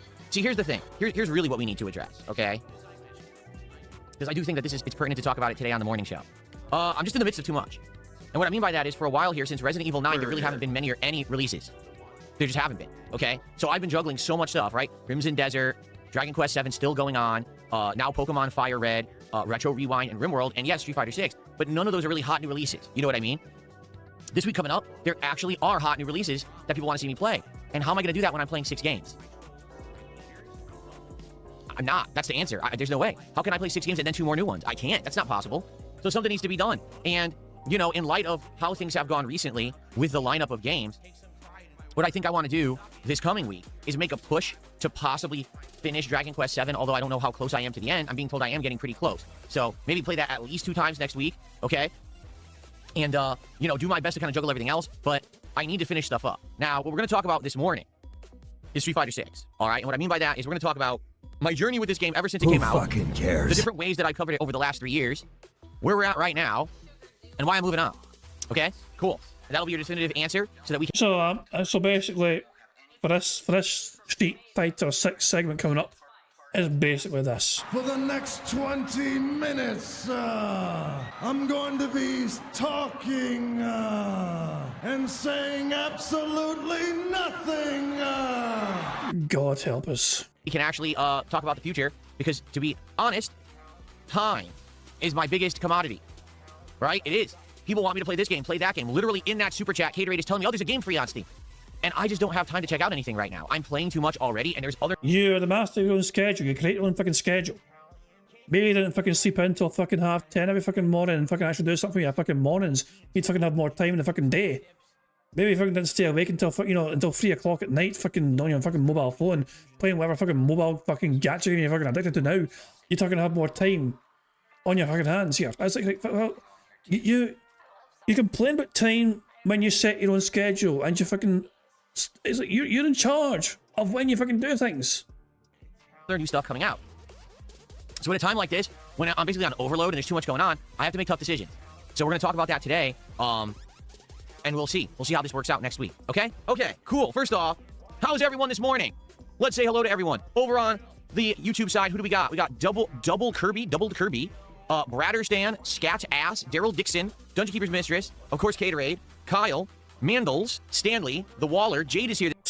Jade is here. Yeah, yes, well, fucking Jade. I mean, I was going to say, should we count Scat Talk for him reading off somebody's name being like Scat Ass? Like, there's somebody in his YouTube chat called Scat Ass. Technically, I'm counting it. I mean, Phil actively chose to read that name out. He's not reading out every single person that's there. But he actively went to his way to read. People are saying, no, I won't count it, I won't count it. But we are going to count Jade. We're definitely going to count Jade because Jade showed up. Phil said hi to Jade. Squeak, squeak, free space. There we go, there we fucking go. So good old Jade has got the free space nice and bright and early. Jade, you can fuck off again. Cheers for the free space, you little fucking dick. This morning, how you doing, Jade? Ferbs is here. Who else do we got? Copium, Grandmaster Scrub, Streamlabs, Draymond. What's up, everybody? Over on the kick side, we've got Master Shake Quarman, Joey Chestnut. We got Mojito Kitty, Captain Cody. Who else? Wall Run Enjoyer, Hot Poutine. Lance Catamaran is here and has dropped 100 kicks, our first kick side contribution of the day. Thank you, Lance, for a kick side contribution this morning. I appreciate that. Okay. And Lance just dropped a sub as well. He did both at the same time. Thank you, Lance, for the first sub of the day over on Kick. Thank you. Very good. And as you can see... So yeah, every time it says it's the first this or first that, it implies he's expecting far more, which means I count it as a big. If it says first kick today, the first kicks a day, implying he expects more kicks, I count that as a big. And it's the same with first sub of the day. That's why I'm counting that as those two as bigs. Yes, I phased out the birthday animations. They'll come back next year. 3 days of that was enough. All right. So everybody, who fucking cares? Oh no, Lance is in YouTube chat. Lance is on the kick side. Someone just said, "Where's Lance in the YouTube chat?" He's not. He's on the kick side. That's why he's gifting subs and kicks. All right. So, you know what? Let's get right to it. Really, let's just get right to it. What's up, Lalafell? How you doing? What's up, Figs? How you doing? Who else is here? Anyone else? I mean, we're getting a good attendance is coming in right now. So let's get right into it. All right, you ready? Street Fighter 6. Street Fighter 6 released 3 years ago. Okay, when it released, giant hoopla, giant hype, huge numbers in sales, right? Great player base, massive improvements for Street Fighter 5, much better graphics and character design, interesting game mechanics, adding tons of new mechanics that weren't in the previous game, making it a lot more fast-paced of a game because of Drive Rush. A pretty good starting cast of characters, I would argue. I like the fact that it actually had a huge single-player mode that Street Fighter really had never had before. If you actually look at the history of Street Fighter, it never had a giant single-player mode. It was always about multiplayer, right? And to be honest, okay, probably one of the best Street Fighter launches of all time. The game worked very well at launch. It completely recovered from the insanely botched launch of Street Fighter V. Street Fighter 6 really worked well at launch, and everyone was so hype about the game. Now, was the game well balanced? You can argue not really. The top tiers were clearly defined, and the middle and bottom tiers really sucked. But for the most part, the game was fun, okay? And to be transparent, at that time, there was tons of players playing both ranked and casual play, and I was shocked at how good the online play performed. Meaning, most of the time when I was playing, I was getting people that were like in the teens of milliseconds, maybe up to 30, 40. If I had a match that was 50 or above in milliseconds of latency, that was a rarity. And that was amazing because it meant that while you were starting to learn a brand new fighting game at the ground level with everyone else, equal playing field, right? You had good connections where things would actually come out when you did them. You would actually complete combos, okay? When the connection is better, it basically means you can act like the game's offline. So you can use strategies and learn effective strategies and get better at the game at an accelerated rate.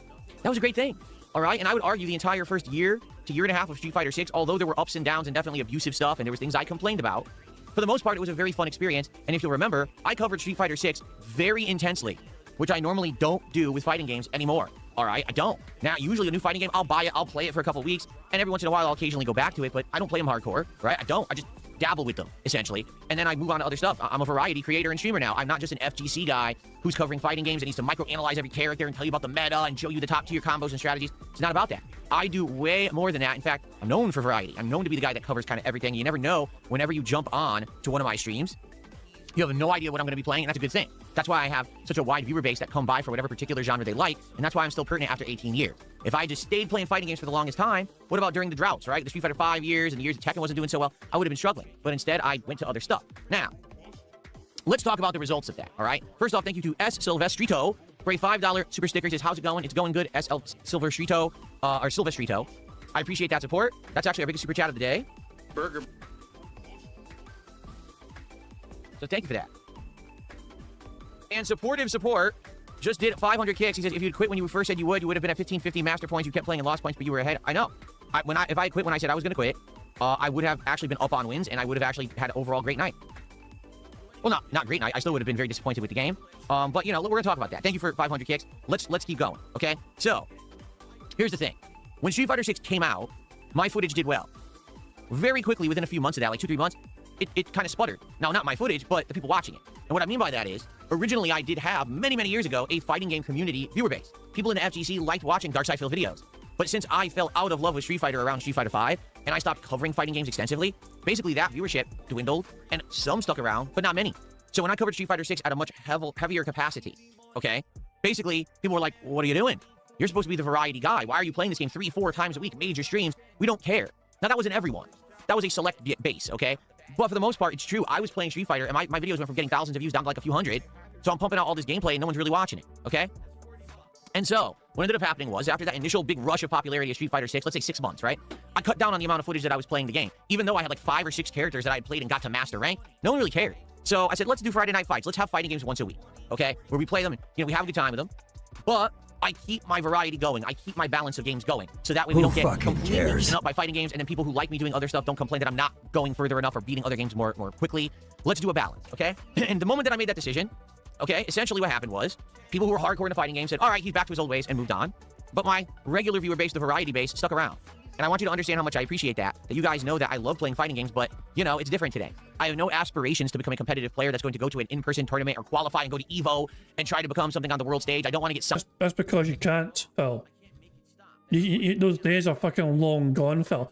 I mean, it kind of worked for you in the fucking past when you were playing a really fucking old fighting game that nobody else was really fucking playing now. You know, Phil was quite happy being quite a big fish in a very, very, very small pond.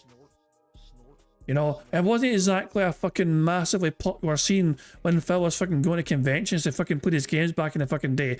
It was like, this is before esports massively fucking took off. But Phil was very happy being a big fish in a small pond.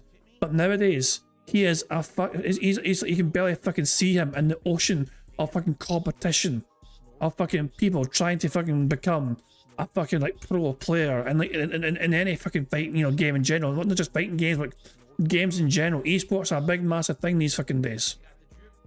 If Phil spent every single fucking day 10 hours a day playing Street Fighter 6, he still would be incapable of actually fucking going and competing at a tournament. The scene has left him miles behind in the fucking dust.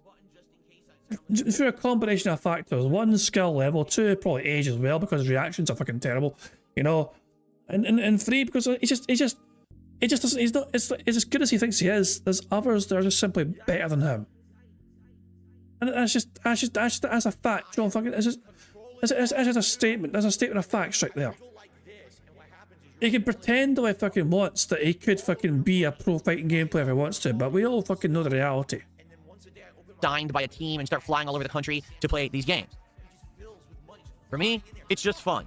A casual place to hang out and play these games. Yes, I believe that I do bring a unique perspective. As someone who played competitive fighting games for over a decade, at a competitive level, placing and winning tournaments in many of them, and someone who has been around since the launch of Street Fighter 2, to bring that unique level of perspective to modern fighting, to tell you about how this compares to the oldies, footsies, spacing, you know, mix-ups, how it applies, does it even apply, or are these games more more designed for the casual audience and they're just more simplified these days, right?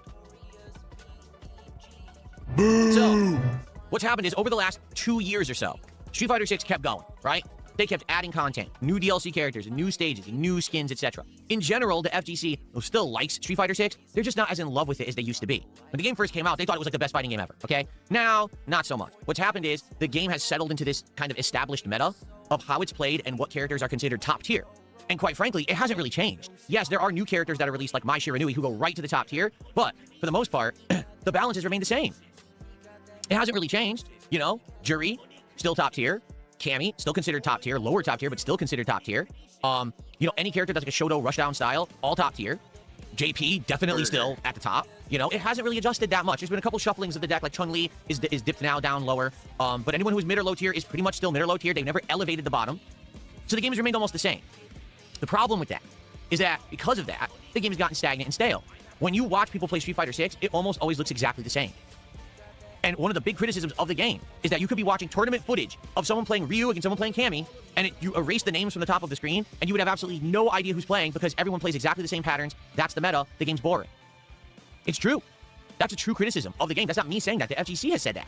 Okay? So, yeah, the game hasn't really advanced or changed. It would be great if Capcom would actually put effort into the game to formally rebalance it, to actually make the bottom tiers much better, to take those top tiers that are too dominant and make them more fair. They haven't done that at all.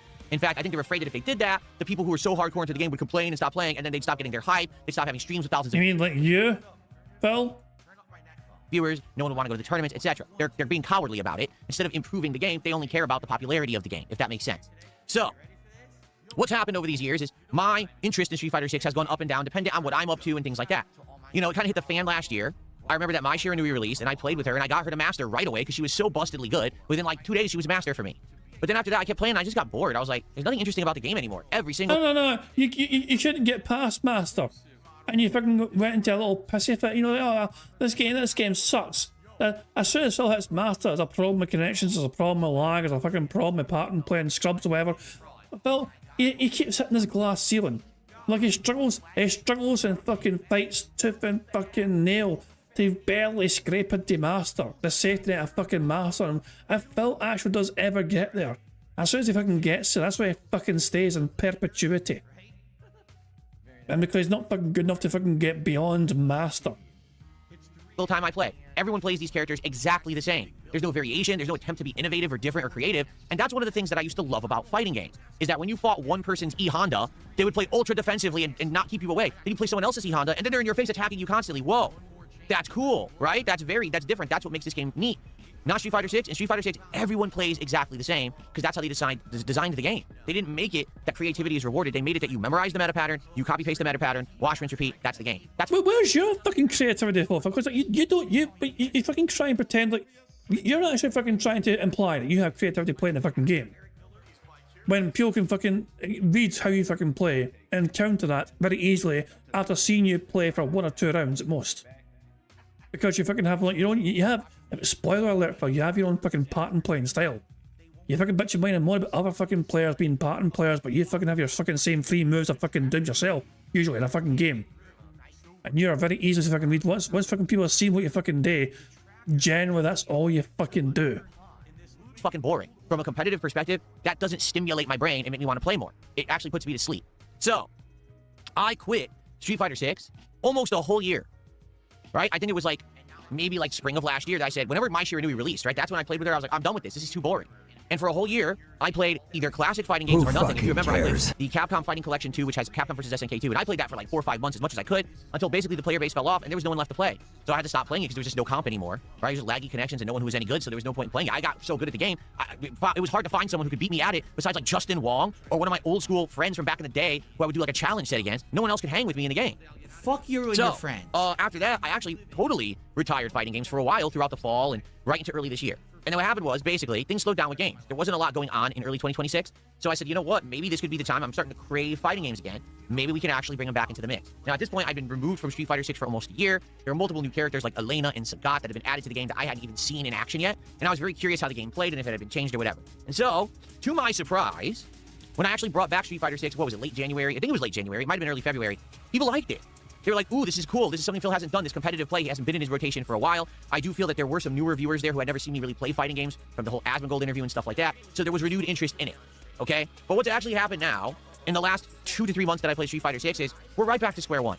After 2 to 3 months, I've seen... So if he's going to reference detractors and like compilations detractors make, remember, Phil tries to fucking say every single fucking day to his own audience, he doesn't care what detractors say and fucking do about him.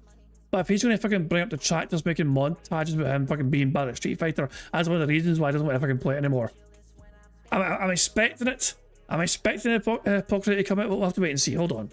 All the DLC characters. I tried the new one with Alex. I messed around with the characters that I used to be great with, and I've played them all multiple times in sets. And we're literally right back to where we were when I quit in 2025. Everyone plays the same. Everyone is abusive with online lag strategies. Everyone is fucking boring, and quite frankly, most of them suck at fighting games, but have played this particular one so much, they memorize cheap ways to win where you can't react to the stuff they're doing online, and it just puts me to sleep. It doesn't stimulate my brain to be playing a fighting game where I am absolutely dominating the opponent, and I accidentally press one wrong button, and the opponent capitalizes with a giant combo that takes more than half my life bar. It's a skill issue.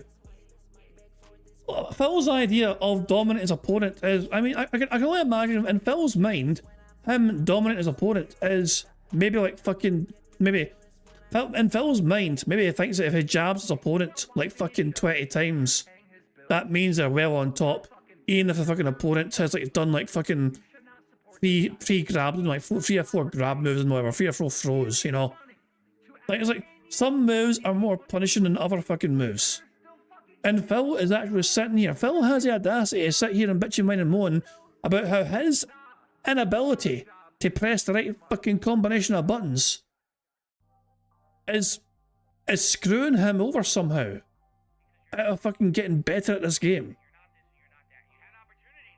And as Proper says, it's the exact same argument he used for Mortal Kombat 1 and King of Fighters. It's just, it's like, Phil, if you fuck up, then you have every right to get punished. Just like how if your opponent fucks up, you can punish them. You know? Just, have you tried not fucking up, Phil? Have you tried not wrapping your inputs? Also puts me in the corner where now I have no way to get out, and I instantly lose the round because I made one simple mistake. And to make matters worse, sometimes I don't make the mistake. Sometimes I actually do the right thing and the game doesn't give it to me. Block low quickly, get hit anyway.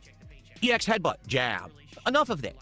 I don't want to play a game where you're not rewarded for being smart. And that's the truth about Street Fighter 6. Street Fighter 6 is not a game that rewards you for intelligent thought. It's a game that rewards you for playing the odds, guessing correctly, and ad nauseum copy-pasting a fucking boring formula. That is an ass fighting game. Now, I want to clarify something. That is the online play of Street Fighter 6. I just mentioned about 10 minutes ago that when originally I started playing Street Fighter 6, almost all of my connections were really good, right? I would have so many connections that were like in the teens of milliseconds latency. My worst connection ever would be like 50 milliseconds. Well, guess what? It's 2026. Now, on average, my connection millisecond delay is between 50 to 80 milliseconds. That is a humongous delay compared to how this game was at launch. And it's hilarious because people... Well, you don't exactly have the fucking reaction time of a Formula 1 driver. You have astronomically bad reaction times. I mean, it's just because you're such a fucking old bastard these days. Old bastard! I don't fucking know, but I felt you are not very good at reacting in a very quick and timely manner. You know? You can call it old age, you can just call it just being you, whatever you fucking want, but the fact of the matter, you cannot fucking blame 50 millisecond ping for you fucking up pressing the wrong buttons in a game. It's also a 50 millisecond connection for your opponent.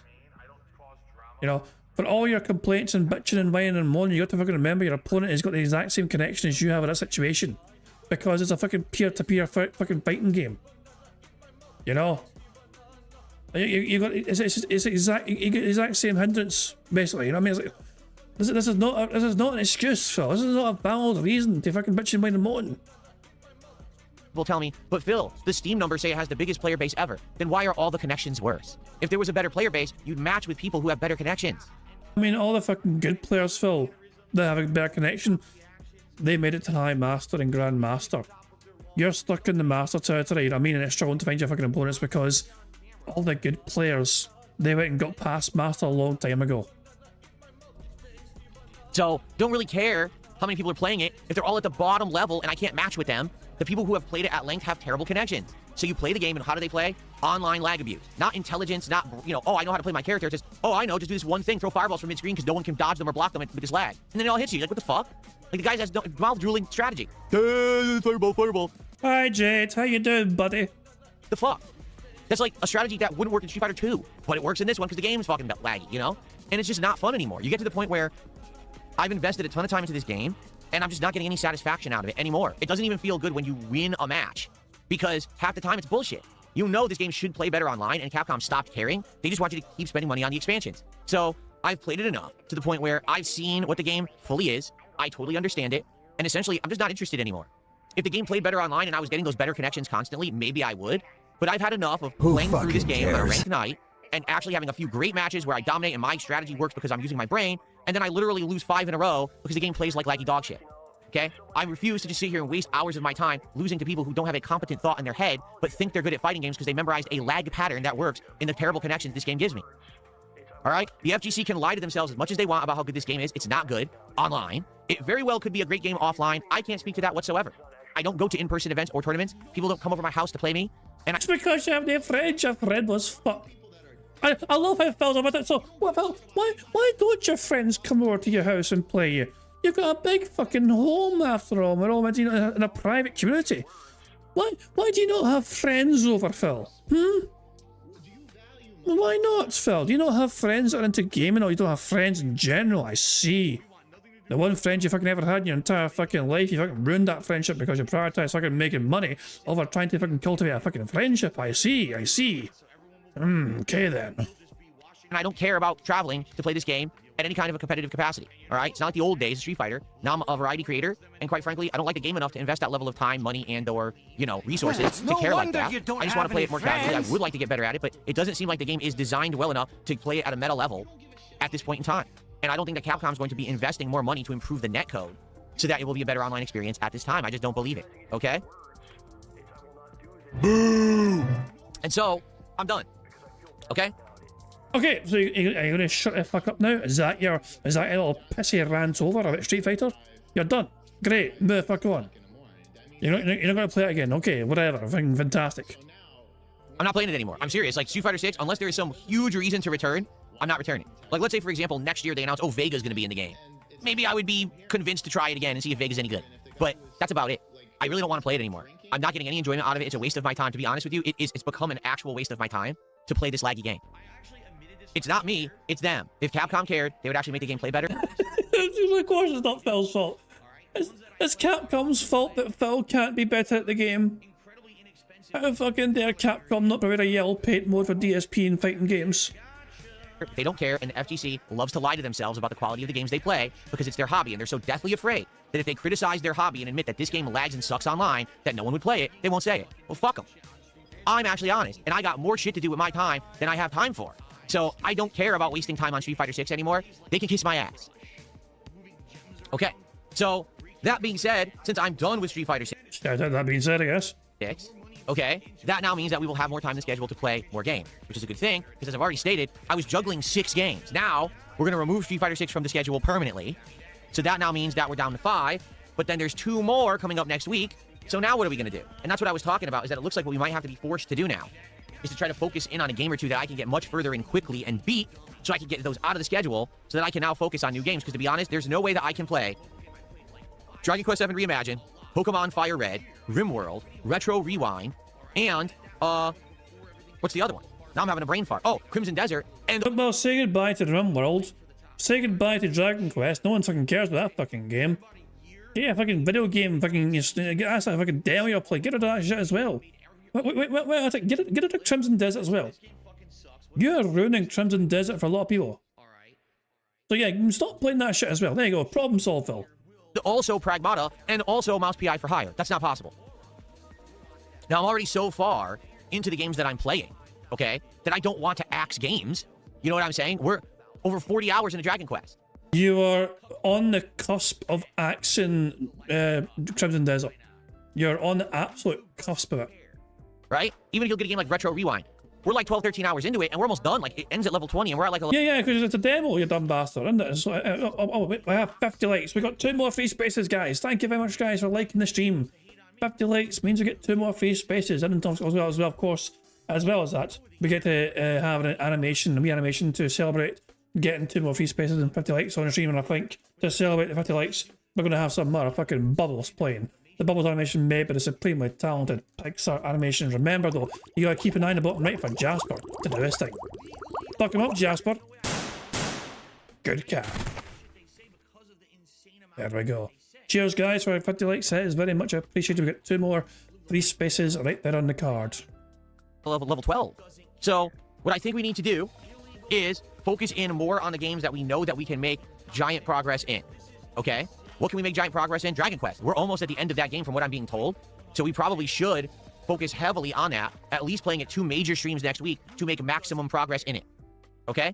Also, yeah, we should probably focus in on games that we know we can push. So Retro Rewind, right? Maybe we should play it more if we can. So that way we can get to level 20 and then put it on pause until they release the new content for it, which is scheduled to be either end of the month or maybe next month. They're saying there's going to be new features and things, you know, added to it. And that's definitely something that isn't that big of a deal. You know what I'm saying? So that's what I'm thinking anyway.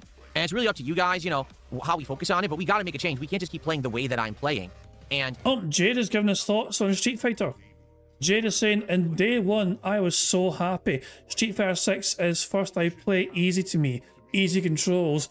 But in online, not easy to me. I always play offline, easy to me. Translation, Jade prefers single player when playing Street Fighter 6 in easy modes because it's more accessible for him to enjoy the game that way. You know, that's fair enough.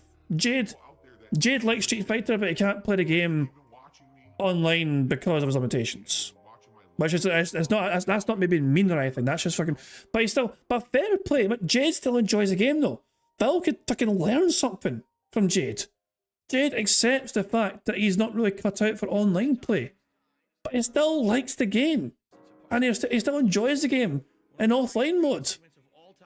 You know, if Jade can appreciate Street Fighter 6 for a game for what it is, why can't Phil? Make any kind of progress. We're getting too stuck up in the games that we're playing and not making enough progress, if that makes sense. Okay?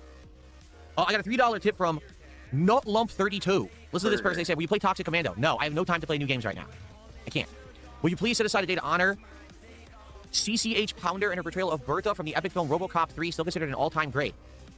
No. Thanks for $3. NutLump32. Come the fuck in or fuck the fuck off. Thank you very much to Cal Detson for the 23-month bingo baddie message saying not cut for online play and what? Never mind. Were you about to say walking? I mean that's a bit of a low blow. I was gonna say it's a low blow to Jade, but he probably wouldn't fucking feel it. That's a fucking terrible thing for me to fucking say. I do apologise. I really do. I'm a bad fucking human being. Thank you for popping your membership message, Cal. Very much appreciated. What a name.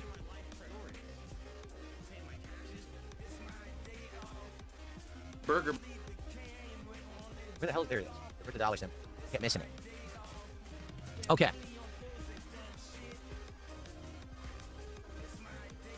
Okay, so here's what I'm thinking. All right, I'm thinking that games like RimWorld, we're gonna keep playing, but it has to be played less right now. Like maybe RimWorld once a week. We're gonna make a new colony on Sunday night, but maybe we just do 1 session of RimWorld this week, right? And that way, that's fine. People will still be satiated with their RimWorld gameplay, but that could always be kind of a chill late night game that we play maybe like once a week for now, right? Retro Rewind, I feel like is something that we can probably push through within a couple more sessions, but then we can kind of put it on the shelf until the update happens, okay? And Dragon Quest 7, I feel like we could really push it this week and try to get to near or at the end of the game, so only like 1 more stream and we can wrap it up. That's what I'm thinking. Like Crimson Desert, we are nowhere near making major progress or finishing it. That's going to stay in the schedule for as long as people like it and want it. We'll keep it in there, right? I keep having a brain fart about the other game, right? It's Crimson Desert. Oh, Pokemon. Pokemon again. That's a retro game. There's no rush for Pokemon. We can take our time. I don't even think we're halfway through Pokemon Fire Red yet. And people have even said that there's post-game content that was added to this version of the game that I've never seen. That's a chill one that we can just play from time to time. What I'm thinking is once Pragmata and Mouse PI for Hire come out, those are ones that we focus on heavily. And then we just find a way to balance everything else around those, all right, and see how they go. That's my take. And yeah, that means, as of now, no fighting games in the rotation. Yes, today we're playing Invincible Versus, but then we're not playing fighting games again until we decide if I'm buying this game at the end of the month, okay? We don't have time for retro fighters. We don't have time for other games. We don't just have time. There's too much going on right now, okay? And with all the stuff that's been happening, you know, I had an April 1st special event. I had a birthday marathon. I got extra time off this week for my anniversary. And actually, I haven't even told you guys this yet, but later in the month, I need another day off because I have a whole bunch of appointments scheduled. So I can't be here 6-7 days a week to catch up with all these games. We got to do something about it. So there's going to be a shut. So when Phil's appointments, basically, I've usually means like things like fucking haircuts. Go back to Supercuts and get your $5 back, jabroni. Oh, no! Of the schedule, okay? Okay.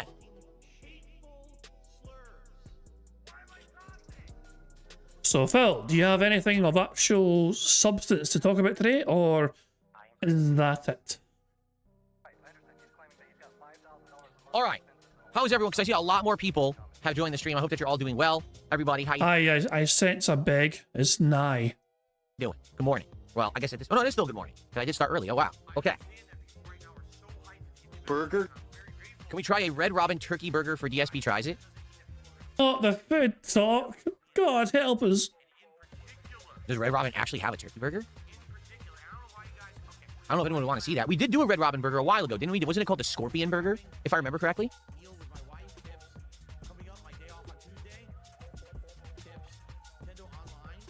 Let me see it.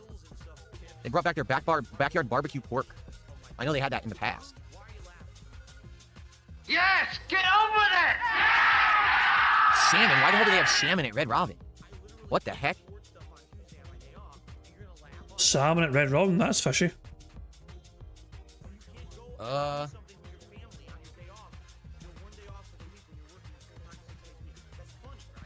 trying to find it. I don't see it. They don't have it. Nope. They don't have a turkey burger for delivery. I'm checking their menu right now. They don't have it. What's bizarre is that they have pizza. They have pizza at Red Robin, which you know is terrible. Yeah, they don't have a turkey burger on their menu for delivery, just so you know. It's not there. So, okay.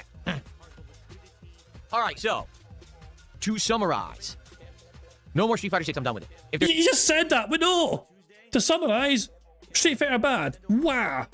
Also, I want food. Wow, whatever. You know, that's basically a fucking show so far. And also new games come in, so bye-bye old games. there's a reason to come back to it in the future, I will. All right, like if there's a character that I'm interested in, they're releasing as a DLC. But for now, I'm done with it. I don't want to get stressed out with it anymore. I'm tired of wasting my time. We have more things to do that are more interesting to me. Say goodbye to Street Fighter 6. Sorry if you love it. I don't. Okay. Now, would I like to play other fighting games? Sure. We're doing Invincible today and testing it. I may or may not get it at the end of the month and actually play it. You're repeating yourself. You're repeating yourself. You're repeating yourself. You're repeating yourself. You're repeating yourself. You're repeating yourself. You're repeating yourself. You're repeating yourself. You're repeating yourself. Stop fucking repeating yourself. And there's always the possibility that maybe in the future we could go back to playing classic fighting games, right? We just did a successful session of Classic Fighters during my birthday. However, did you notice what happened during my birthday? I beat everybody.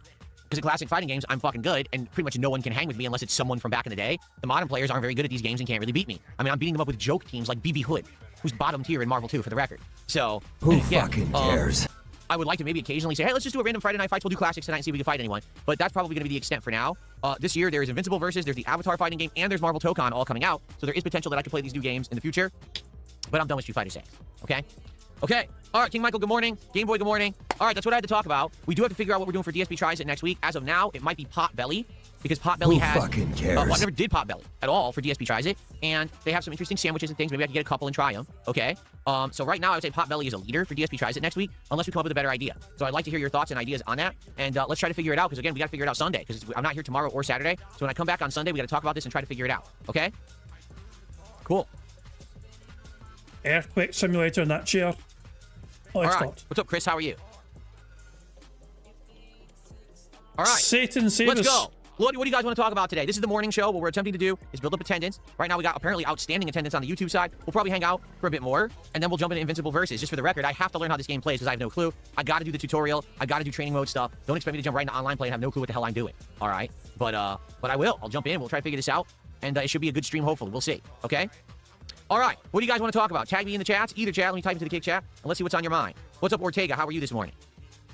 Jake Kuma says, please finish Retro Rewind. It's definitely a game I'm not interested in watching. But the thing is, the way Retro Rewind works, you unlock content up until you level to level 20, and then the game just ends. There's nothing else to do. You can keep endlessly simming it, but there's nothing else to do in the game, but they are adding new content. So with Retro Rewind, another stream or two will probably be near the end. We've been basically hitting like 2 levels a stream, so we're getting there. Okay. Robust, I hate to tell you, I don't care what you're seeing online. It's not in the online ordering, so I can't get the turkey bird. Jade says, day one, I was so happy playing Street Fighter 6. At first, it was easy for me to play it because it had the easier controls. But online play just isn't that easy to me, and I always play offline. Yeah, and the good news about Street Fighter 6 is, like I said... Jade said that a long time ago. Wait a second. Oh, wait. Jade repeated it. Jade spammed the chat until Phil saw the message. He said that, like, fucking... I read that a few minutes ago. So does Jade, like, copy and paste the whole fucking thing just to... And then waits until Phil reads it out again. Oh my god. Jade, spamming the chat is against the stream rules. Robust, I hate to tell you, I don't care what you're seeing online. It's not in the online ordering, so I can't get the turkey burn. Jade says, day one, I was so happy playing Street Fighter 6. At first, it was easy for me to play it because it had the easier controls. But online play just isn't that easy to me, and I always play offline. Yeah, and the good news about Street Fighter 6 is, like I said, it really is a full package. When you buy Street Fighter 6, you get a full-fledged offline mode. You get in-depth tutorials, challenges. There's a lot of stuff to do in the game that has nothing. I mean, Phil, you kind of say, you're implying all the time that online play is kind of caters towards mouth jewelers. But you've got a fucking perfect example right there in your own community where Jade is not very capable of playing online against other people. So you might want to rescind that mouth jeweler comment because clearly Jade is kind of proves that wrong, doesn't he? Nothing to do with online play. And even if you wanted to play online, you can. There's a modern mode that makes it easier for people to play. It definitely is one of the more user-friendly Street Fighter games ever made. No one is going to say that, like Street Fighter 5, this game was a ripoff. Street Fighter 6 is not a ripoff. It's actually a great value for the dollar. But the competitive nature of the game never evolved. It's remained samey for 3 years, and Capcom has made zero effort to refresh the game. It feels boring. And that's sad. Oh, what you're doing is not exactly entertaining or exciting right now either. You constantly repeating the same shit over and over again makes me want to fucking just kill this fucking bingo. We're stopped dead on the noon mark. This is awful. I'm tempted to fucking bit up marbles. I think I need a marble break. Otters, where's our otters as well? There's our otters right now, but I might just do some marbles. Honestly, fuck, I might just do some marbles to get a wee detox from Phil. Fuck it. The bad man is insufferable as fuck. I just want a wee fucking break from Phil right now, and we're going to see if I can complete that bastard challenging course that fucking we can't fucking beat. Fuck it, wee random marble breaks. Where's that ridiculous course that we can never fucking beat? There it is there. Marbles, marbles, marbles. 1,000 marbles. Fuck it. Let's fucking see. Let's see if I can beat this bastard course today. You know, today could be the day, who knows? Well, the marbles all, you know, raced down the way. It's a lot of fucking names. That's the first one's dying right there. But let's skip ahead to the fucking finish here. Let's skip ahead to the finish because we obviously, if we're going to have any chance of winning this course, we do need some. We need obviously luck is a huge factor. And let's fly through the blast again. Wait a second. Oh wait, the fucking thing it turns to the camera. I wanted to fly through it. You bastard. There we go. You can't get away from me. I'm going through you. There you go. But anyway, I'm got distracted with a fucking sign. Right, okay. Is this pyramid in the way? Or is it out the way? The pyramid is awful. This is probably the worst possible position this pyramid could be. If you're in the left-hand side or even in the middle, you're going to hit the edge of this fucking pyramid, and it looks like it'll steer you towards these death balls. Now maybe the first marble that comes through here will push this forward, which means you won't get pushed that way for every. I don't know, but this is. Well, put it this way. This is not probably going to do very well. We're probably going to get a lot of death and destruction here, which is, you know, it's the same old joy. That's what always happens anyway. Chody Taint, your marble is the first one to get over here. There we go. We're going to watch Chody Taint's marble. We're down to the last 180 odd marbles. Chody Taint bouncing across here. So let's have a look here. Cell shaders in there. Get down from there, cell shader. Oh, they got winded all the way.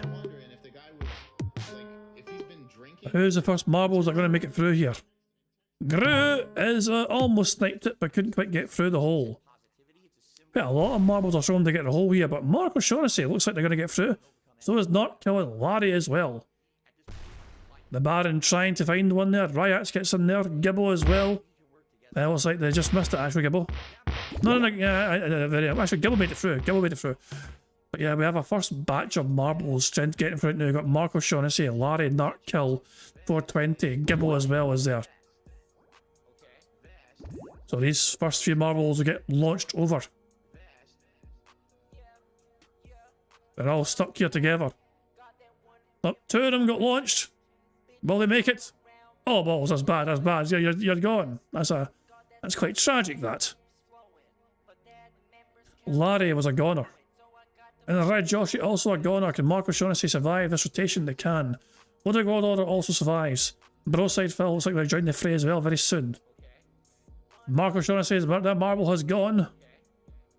We have Gibble and Ludwig waiting to get through as well as Broside Phil. Beans for you getting launched over right now. There we go. And can Gibble make it through? Can Gibble... Another Gibble. There's 2 Gibbles. There's 2 Gibbles on a track. I think it's all over. It is now. Bye-bye, Gibble number 1. We have 4 marbles left alive. Brian. We have 3 marbles left alive. Gibble, Brian, and Embod. And they're all here. This is looking bad. This is looking bad. This is looking bad. They barely survive. But hold on. Where you going? Where you going? Where you going, you dumb bastard? Gibble. Fucking dafty. 2 marbles left alive. We didn't even fucking get that far. I mean, I don't even think we had any marbles make it to here. And yet somehow, some way, we've got to rely on Brian or Embo to make it through here. In one piece. Embo is gone. It's down to Brian. Now, Brian is going to avoid the pyramid here, but is this going to be a good bounce for him? That's actually not bad. It's not great speed though. The momentum's not really there. Hold on, hold on, hold on, hold on. Oh. I mean, if they weren't stopped by that thing popping up, they might have had a chance. That was a decent effort, actually. That was a decent fucking effort. But there we fucking go. But it's not to be. It's not to be.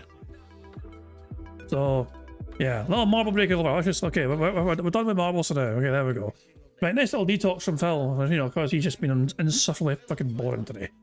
There we go. Let's get back to bingo, shall we? Let's get back to the fucking misery that is fucking bingo. Yeah. Game Boy, I've already said this, but I'll say it again. I actually do not watch or keep up with Invincible. I've only seen 1 season. So I don't know anything about any of the future plot lines or whatever, okay? Sergeant Madness, how you doing? Thank you for a $10 super chat. Sergeant Madness asks, are there any games to look out for this year other than GTA 6? Seems like most releases are shadow dropped. No hardcore gaming season anymore. Well, let's take a look. Hold on. And what I really should do soon is I really should look at the gaming schedule because the last time I did was Christmas. Seriously, it was the Christmas marathon. It's the last time that I really looked at the gaming schedule, and I have slowly updated it here and there over the year, but I haven't fully looked at it, okay? So, I can't take a look at the schedule because I'm on PlayStation 5. If it were any other day, I would have been like, let's look at the schedule. And I can't because I'm on PS5. I'm not hooked up to my gaming PC. So I can't look at the schedule. What I will say is that there has been a few games in the schedule that look intriguing, but nothing that you know is going to be good. Like, will Pragmata be good? Capcom just released a great game in Resident Evil 9, so we know that their quality level for most games is great. So Pragmata could be amazingly, surprisingly good. Or it could suck. I don't know. The thing is, like you just said, it seems like most games that are great end up not even really being heard of until they're out. And what I mean by that is these lesser-known indie games, or maybe like mid-scale games, not huge AAA games at all, but maybe games that are kind of middle of the road with budgets or whatever. They seem to be the games that come out and actually shock us and do much better. So, yeah, I don't know. We'll have to see. But yeah, you're right. Yeah, GTA 6 is the hype game of the year, right? Outside of that, is there anything else that's really getting much hype past when, you know, Resident Evil came out? I don't think so. For fighting games, the game that seems to have the biggest hype is Marvel Tokon because it's Marvel characters. But people who had played the earlier versions of the game basically told the game developer, it doesn't feel that good. You need to really improve it. So, okay. Typical Average Gamers did a $2 super chat and said, no, excuse me, it was a $5 super chat. My bad. Have you watched Season 2 of One Piece yet? The next season coming out later this year. Also, Ocarina of Time remake coming out this year will be revealed in June. Well, yes, I did, and I liked it. Again, I've already criticized it. Here's my criticisms of the One Piece show. A lot of the things in the show don't feel nearly as impactful. For example, the end of Season 1, the finale, when they defeat the Fishmen, it doesn't feel like this is a group that has gone on a journey and struggled, and this was the end of this journey. Remember when, you know, oh, Nami has betrayed us. It doesn't feel like a big deal because the show's been so fast-moving. By the time that Fishmen arc happened in the anime, that was like, felt like 3 seasons in. It wasn't, but it felt like that long because the anime has so many episodes, right? It doesn't feel that impactful when everything is rushing forward so quickly. You know what I mean? This whole second season is like a whirlwind, and I think they're doing a good job and doing their best to cover it in a fast, accelerated way, but things just don't have as much impact. Like, I don't feel like, I already forgot her name. The Princess of Alabasta. What's her name? I forgot her name. I don't feel like they ever flesh out the fact of why she would have been considered an assassin worthy of recruiting to that assassin team, because she doesn't even fight. Like, she has a yo-yo that she's supposed to be doing stuff with. Vivi, yeah, that's her name. And they never even really show her fighting besides like once, and it's, you know, it's fast. It's like, huh? So when you turbo through stuff, you're going to miss important development that makes the story feel more impactful and make more sense. Okay? I will say this. I think the acting is good. I think that the effects have been good. Some of them are cheesy, but I think they're doing the best they can with this ridiculous anime plot. I really like the show. I do. I really like the show, and I'm looking forward to more. So season 3, if it comes out this year, I'm excited for that. Alex from Phoenix, thanks for $2. He says, Mortal Kombat regressed like Street Fighter. Oh, Mortal Kombat, this last one, just chucked the franchise off a cliff. Okay? So here's what happened with Mortal Kombat. Mortal Kombat in the 1990s attempted to compete directly with Street Fighter. And it did because it had gore. And because it had, to be honest, half-naked women. That's why Mortal Kombat actually was popular in the 90s. It had nothing to do with the gameplay. The gameplay elements of Mortal Kombat weren't really competitive with Street Fighter at all. Street Fighter was always the better competitive game. And that's why, even though they tried tournaments and things, Mortal Kombat by the end of the 1990s completely fell off. Okay, 100% completely fell off. And what happened was they stopped trying to make Mortal Kombat competitive and instead said, let's just focus on making this party games for home consoles and make it as gory as possible, silly plot lines, a ton of characters, and make it that people will buy it, but don't really care about it being competitive. And they succeeded at that. Mortal Kombat, what was it? Deadly Alliance and Annihilation, and there was like 3 or 4 of them in the 2000s. They actually sold like crazy. They did, and they did really, really well. So Mortal Kombat focused on that, but what happened then was that eventually they kind of dried up. They said, well, how can we reinvigorate the series? Let's do DC versus Mortal Kombat, right? They tried it, it sold, but then it died again. So what they really tried to do, and this was during the era when I was becoming a prominent YouTuber, they wanted to reboot Mortal Kombat to actually be serious again. So in Mortal Kombat 9, they started the whole franchise over. They redid the original plot of the old Mortal Kombat games. It really was a reboot. And it worked. Okay, they used modern graphics, modern gameplay mechanics, and people liked it, and it started getting played competitively again. And then Mortal Kombat 10, they improved upon it. Now there's different versions of each character that you can play that play completely differently with tweaks and different combos and things, and it got taken very seriously. Mortal Kombat 11 actually added in gameplay elements from other fighting game franchises like Street Fighter so that the game could be played even more competitively. And then what ended up happening was NetherRealm, who makes Mortal Kombat, lost the ability to make other fighting games. And what I mean by that is they don't have the rights to make another Injustice. So because of that, they had always been alternating between different games. You know, it was like Mortal Kombat versus DC, Mortal Kombat 9, which restarted the franchise, Injustice.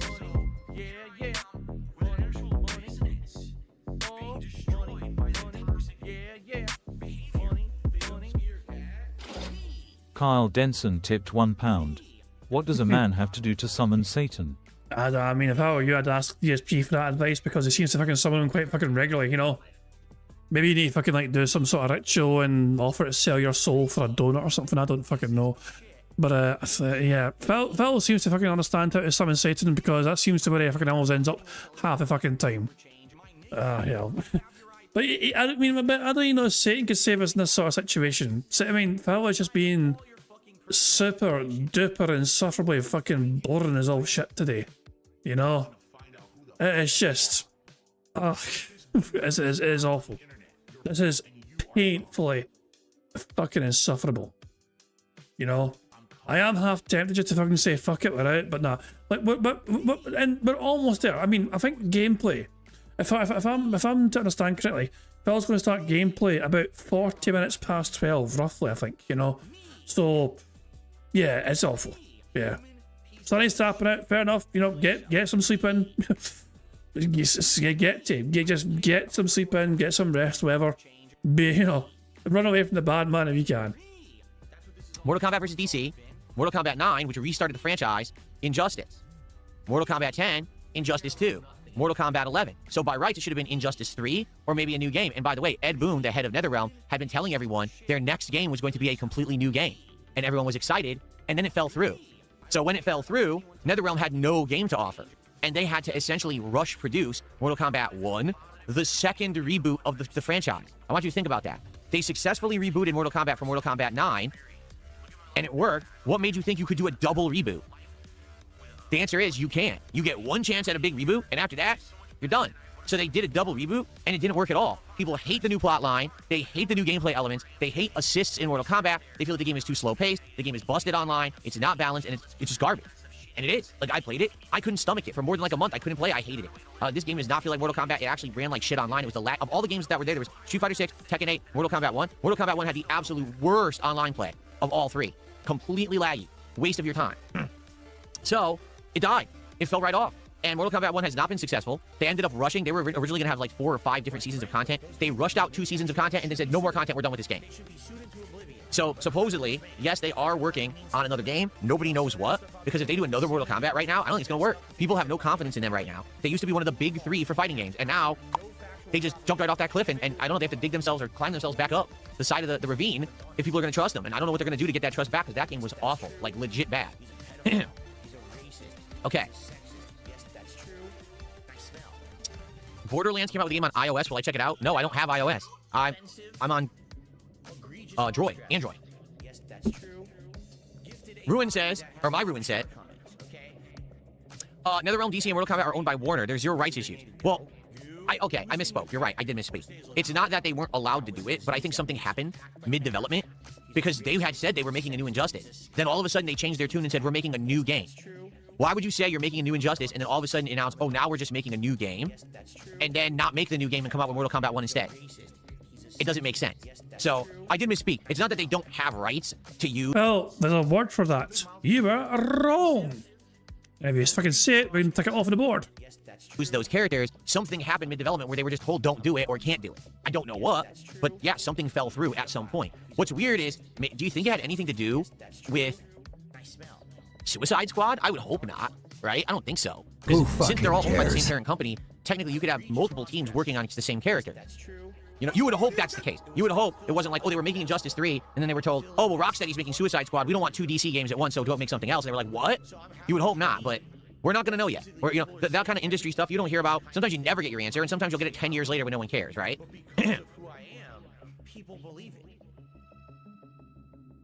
King Michael, I'm not going back to Street Fighter 6. He says, will you play with characters like Blanca and stuff? I'm not doing that.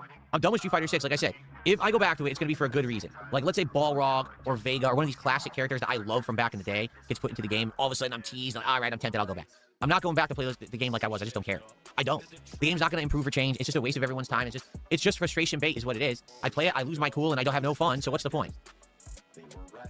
Sergeant Madness with another $5 super chat says, I haven't watched it in a bit. What's your favorite, or what was your game of the year last year? Is Resident Evil your current favorite this year? Sorry, a little bit of indigestion out of nowhere. Last year was a very unique situation because I felt that there were two games that legitimately ended up being best in class for their respective genres, okay? You had Hollow Knight Silksong, which I actually believe is the best Metroidvania game ever made. And you can disagree with that, that's fine. We all have our own personal preferences. But after I played it, I was so blown away with what a great job they did with this game. Its level of content, its execution in the gameplay and combat elements, the secret content that was in there for a whole secret Act 3. Like, best freaking game that I had played in so long. But then at the same time, Claire Obscure Expedition 33 felt like that game was the epitome of the turn-based RPG. It had action-based combat with parries and dodges, but it had very complex gameplay elements where each character actually played completely differently with their builds, right? It had insane graphics. It's one of the most unique storylines I've ever experienced in a video game, which is few and far between these days, where everyone copies each other. That game just felt unique. So, in this case, I said for a rare situation, I'm actually going to say there is no definitive game of the year, that both Claire Obscure and Silksong were best in class, and therefore, they were both game of the year for me. Now, as of this year, yeah, I would argue this year, there's been a few great games. You know, notably some of the ones that we're currently playing are really good, but you can't really say if they're going to be consideration for Game of the Year till you get to them and you beat them, right? Arguably, I mean, let's be honest, yeah, GTA 6 is probably going to be Game of the Year if it comes out and when scheduled, you know? It's kind of hard, you know, it'll be a late entry, but it has been so much hype behind that it'll probably be up there. But, I mean, Crimson Desert could be a dark horse with how... with the waves that's made, you know? You know, it does seem to have some flaws. You know, lack of a general fucking story or plot or whatever, you know what I mean? It's trying to do so much at once, whatever, but I mean, for the most part though, it seems that the game developers are trying their best to make that, they're listening to feedback, they're listening to criticism. So maybe Crimson Desert could be a dark horse or Game of the Year. Especially if the game does keep fucking working on trying to improve things based on feedback by players, you know? Because they have listened so far to feedback, and they're trying their best to fucking cater towards what people are suggesting, you know what I mean, and all that shit as well. So signs are good there. Probably the best big game that we played this year definitely was Resident Evil 9. That's the best one. We'll have to see what else is going to happen. I feel like we're right at the point where games are about to start coming out rapidly. Pragmata and Mouse PI for Hire, Soros and Invincible versus at the end, or Sonos or Soros. I think it's Sonos at the end of the year or at the end of the month. Next month we have multiple releases. Like, there's a lot that's about to start coming out fast, and then we're gonna have more games in the running. But for now, yeah. You know, it's kind of a lot of indie games, but I don't know if anything stood out like a Game of the Year contender. Definitely, you know, Resident Evil for me. Okay.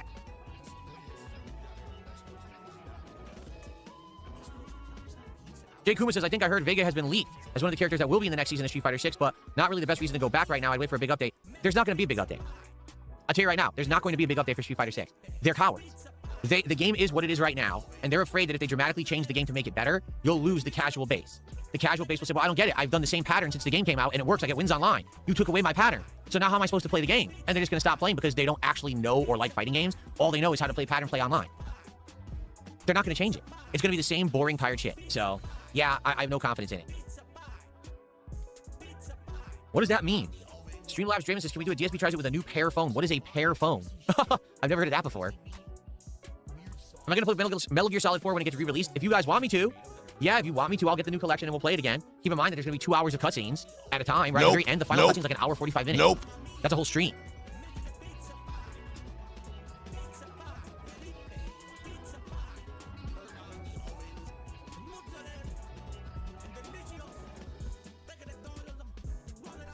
Based off of real, you came in very late, didn't you? I'm done with Street Fighter 6. That doesn't mean I'm done with fighting games. There's tons of fighting game stuff coming out. We're doing Invincible Versus today, and I may buy the final version at the end of the month. There's the Avatar fighting game this year. There's Marvel Tokon this year. And every once in a while, I may have a craving where I just want to play the classics, and we have a classics night. Who fucking cares? Boo! That's boring. You're boring, everybody. Am I going to see the Exit 8 movie? Not in theaters. Maybe when it goes on demand, I will. It's cool because I just played Exit 8 a few months ago, so it'll be neat to see how they turn that into a movie. No. Keep Up Momentum says, do you feel like modern fighting games have passed you by and you just can't hang? No, I feel like modern fighting games aren't good enough to hold my interest for me to invest enough time to hang. That's the truth. Oh, the coping's hard. It's a very hard cope there from Phil. If I invested as much time in a modern fighting game like I used to back in the day for classic fighters, I'd be just as good, if not better. I just don't care. They're not that good. They don't hold my interest at all. They bore me. Street Fighter 6 is interesting for a bit and then bores me. So I don't want to keep playing it enough to get better at it. I don't care. I can be good at video games if I want to.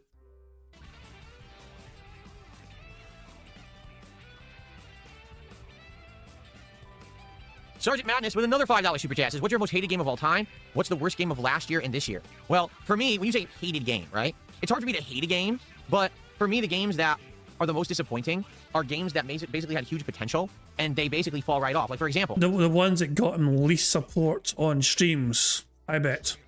My most disappointing game of last year, 2025, was Mario Kart World. Okay? Why? Because it was Internet made fun of him. The most blatant, misrepresented bait and switch title, a huge ripoff from Nintendo, but people are too ignorant to realize it, even when the facts are presented to them. All right? So you might say, well, what do I mean? How could it possibly be a bait and switch? What was wrong with Mario World or Super Mario Kart World, right? Well, here's what was wrong with it.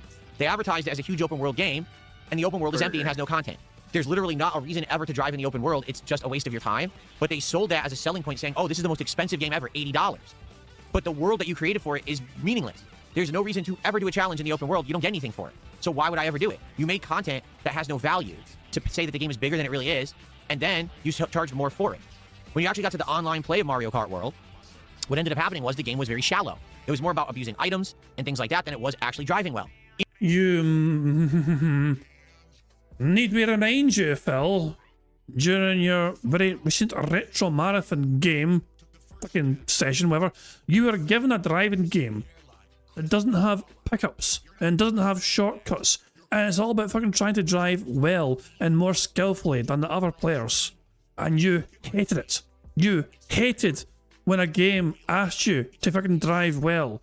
When it came to fucking requiring skill to fucking play a driving game, you tapped the fuck out after like fucking 10 or 15 minutes because there was nothing exciting in the game. It's all just, oh, you mean all I've got to fucking do is just try and drive flawlessly, and it's every single fucking second turn he's crashing into the fucking corner because this idiot doesn't fucking know how to drive properly.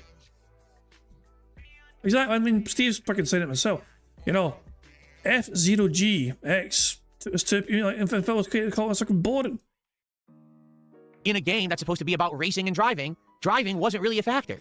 So it's actually one of the worst Mario Karts ever made, oversold as a game that has more content than it really has. That was the most expensive one ever, and everyone bought it. If you take a look, it sold like crazy.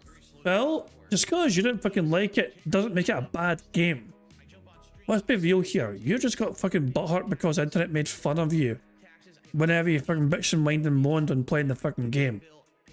Your little feelings were hurt because people pointed and laughed at you because you were grossly incompetent playing a children's video game. Like crazy. It sold like gangbusters, and Nintendo made massive bank on that game because it was the launch title for Switch 2.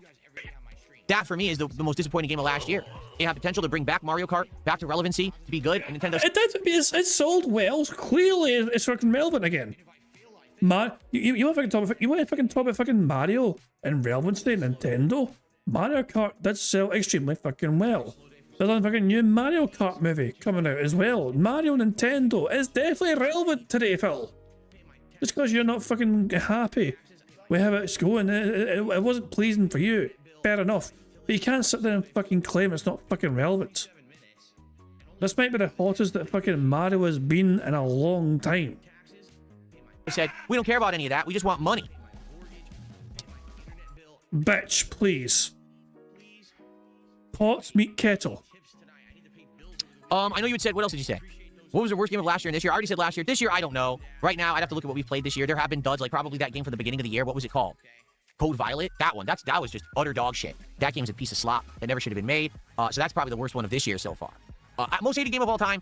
I don't really have one that I think of all the time and say that's the worst game ever. So, in terms of like, I mean, mostly hate is a strong word, especially when it comes to video games. But in terms of games that had potential, I said this time and time again. In terms of like the most disappointing games, I still remember the hype that was around Watch Dogs. When the Watch Dogs trailer came out, people really thought it was going to be some sort of crazy fucking game. It's like a Grand Theft Auto world, but you can like hack everything and do crazy shit like people were thinking of the kind of possibilities when they seen that first trailer. And the buzz that created was mental. And then Watch Dogs itself was a bit of a letdown. You know what I mean? But in terms of what I'm saying, expectation versus reality, you know what I mean? Trailers also you get excited for. But I mean, every single trailer, especially for a big hype release, you know, new game, whatever. I mean, even GTA 4. It's kind of mad. I mean, when the first trailers of GTA 4 actually has things that aren't included in the final game, which is bizarre when you think of it. You know, it's like there's like weapons in the first trailer of GTA 4. Nico was holding like some sort of like revolver gun, which doesn't make the final cut of the game. That got pulled from the fucking game. And there's also areas of GTA 4 that are meant to be drivable and accessible as well, but that got removed as well because it was fucking far too ambitious for Rockstar to actually implement that in the game. You know, like so it's like this. So I mean. It's kind of funny. So these early trailers, basically sometimes are an indicator of maybe their ambition and their hopes to what they want to achieve, but it might not be representative of the final product, of course. You know, that's why I'm taking the GTA 6 trailer as well very lightly. Remember a GTA? Remember? I mean, everyone by now. I mean, most people here have played GTA 5. Do you remember what the original trailer was like? The very first trailer of GTA 5? I mean, for the most part, it was kind of somewhat, you know, I mean, some things were true to a certain, I mean, if for lack of a better way of phrasing that, you know. But it's kind of, hold on, I'm going to pull it up, because I'm bored with DSP right now, I'm going to fill it up, you know. The GTA 5 trailer is probably the best thing I'm thinking, you know, the very first trailer. So 14 years ago today, man, fuck me. Why did I move here? I guess it was the weather. So the very first trailer, this is the original trailer of Grand Theft Auto 5. You know, this is what got people, you know, into this game, okay? Or the, I don't know, that thing, that magic. So far, so good. You know what I mean? Like, in terms of, like, there's nothing misrepresented so far, you know what I mean? Also, this is also before they played this is also the old years. This is, like, before PS5 and all that shit, you know what I mean? This is, like, in PC. So the graphics, as you can see, are not fantastic. You see it in the movies. I wanted to retire from what I was doing, you know? Like, it's also this random stuff here. Like, Chile, I mean, this is in the game, this mountain's in the game, a lot of shit, but the random things which is showing random fuckers playing golf or whatever, which you can play golf in the game, of course, as well. And if you want to fucking walk up a fucking mountain, you can and all, but it's like random. From that line of work, be a good guy for once, a family man. So, I bought a big house, came here, put my feet up, and thought I'd be a dad like all the other dads. My kids would be like the kids on TV. I mean, obviously, Michael looks very different at first. You know, I mean, it's an interesting first look Michael had, that's for damn sure. We play ball and sit in the sun, but... And this scene as well, the crop duster scene. Like, this was like... This was never, like... I don't think anyone's actually ever done this in the game. You know? Like, I mean, I think the plane's in the game. But I'm not sure if you can actually... Can you actually use a crop duster in GTA 5 and make it work to spray, like, whatever, you know, over crops? You know how it is. And obviously you got cutscene stuff, you know what I mean, from, like, the big, you know, one of the missions and all that, you know.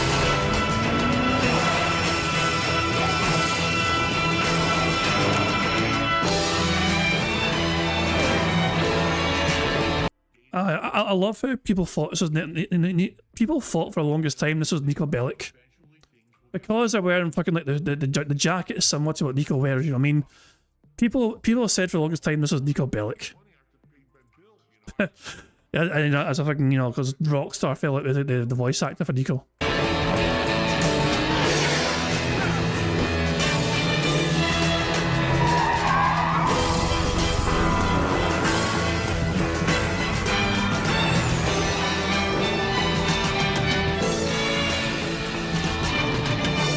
So I'm saying, like, so that was what the very first sight. Now that we know what we know about GTA 5 today, obviously there was no mention of Trevor whatsoever.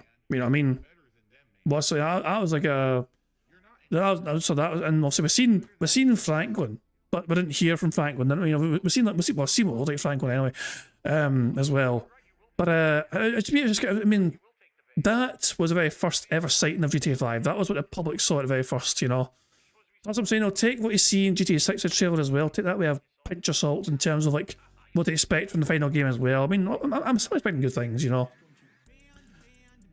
And Stephen Ogg. I mean, I think he's gotten better over the years. I mean, Stephen Ogg. I believe Stephen Ogg at first did really despise the whole, like, I'm not Trevor, I'm Steven, you know, because people call him Trevor all the fucking time, and I think it got to him because he's still an actor and all that shit, and it's like he's this is not the only thing he's done. He's been in like fucking, what's he been in before? He's been in like Better Call Saul. He's had a role in that, for example, and all that shit, you know. But yeah, I mean, I think for a while he did resent it a lot, but apparently he's gotten better with it. Apparently he's kind of learned to kind of embrace it a bit better, you know. But yeah, I can understand the frustration as well, because also imagine, apparently people come up to him all the time and ask him to yell at him. That'd be kind of weird, you know. That'd be pretty fucking weird, you know. I mean, can you yell at my kid? Can you call my kid a fucking cunt? It's like, what? What? Jesus, man. But yeah, I do quite enjoy it though when like the fucking people involved in the game, like the guy that played Michael, whoever the fucking voice actor is, the guy from Michael. He actually has really embraced like the character, you know what I mean? And he's also he'll stream himself playing the game. And it's the same for the guy done the fucking the Red Dead 2, the guy who played Arthur Morgan in Red Dead 2. Like he will as well embrace the character and play the game as well. And it's kind of it's very fucking meta, you know what I mean? Having like, the guys that fucking voice these characters in the game play the game at the same time and talk while they're fucking like, you know, even Michael played it himself. It's bizarre. And also Arthur play as Arthur. But there you go. But that's what I'm saying though. You know what to expect. Sometimes the previews aren't necessarily what you're going to get for the final product. And yeah, GTA 4 was a good point of that as well. I watched an interesting video the other day about GTA 4 and all the things that were removed from the game. Apparently, there was a far bigger map than what was originally planned.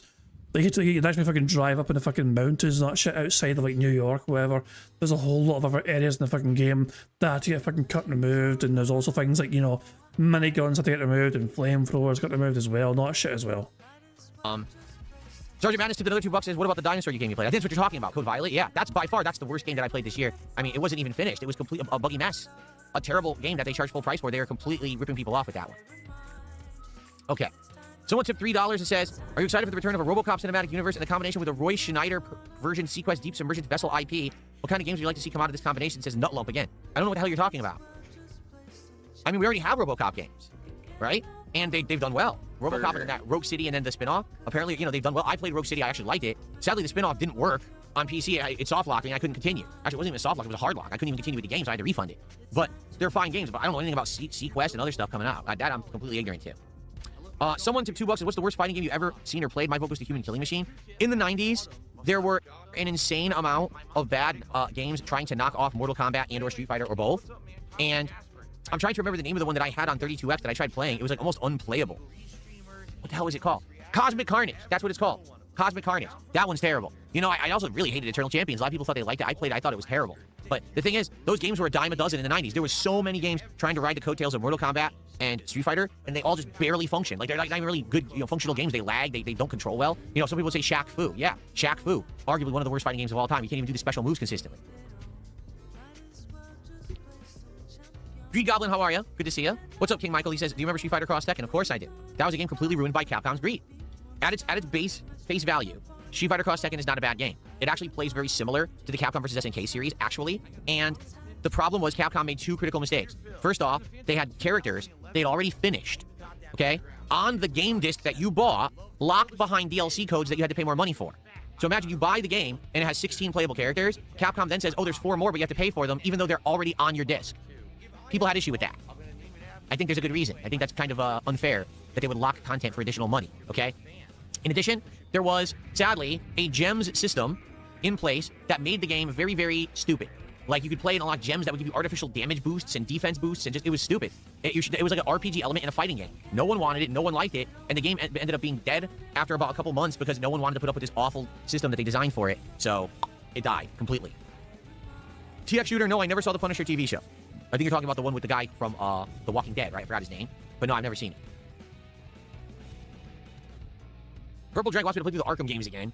I mean, we did replay Arkham 1 and 2 at one point. I never replayed Arkham Knight. Maybe we would do that eventually. I don't know. I'll tell you one thing, he cannot stop picking his fucking face. He is non-stop picking away at his like fucking cheeks and eyes and ears and forehead. Like, he's like fucking scraping like fucking bits of dead skin off or some pish, man. He's doing it non-stop, and it's extremely distracting to me, I must say.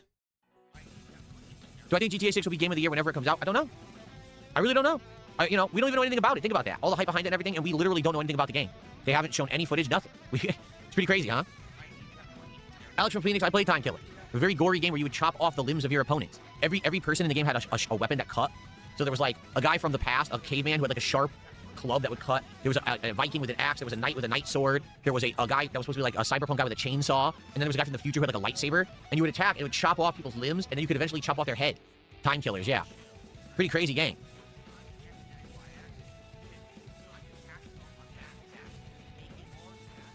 Yeah, essentially Mortal Kombat vs. DC is Mortal Kombat 8. At the time, they didn't say it was, but now it's pretty much accepted that that's exactly what it was.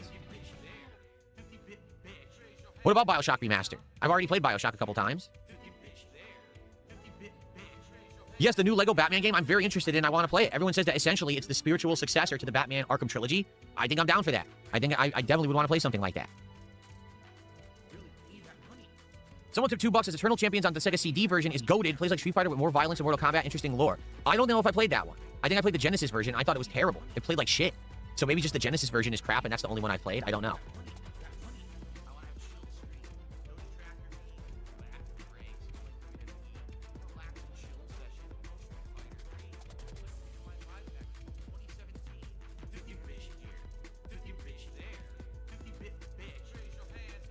Six Hybrid says, I tried GTA 5 again, playing it this time on PS5, but in the 30 frames per second quality mode to feel how GTA 6 might be, and it felt unplayable compared to 120 frame games now. It just doesn't look good for GTA 6.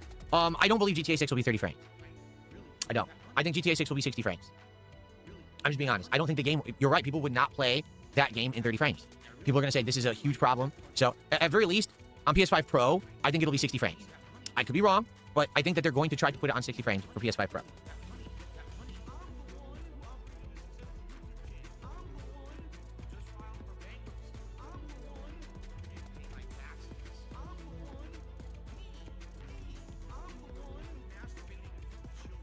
The good news is we're almost free from this suffering. Like, Phil's going to start gameplay in like 10, 15 minutes time. I mean, we watch it 1.5 speed, so we're quicker than that, you know?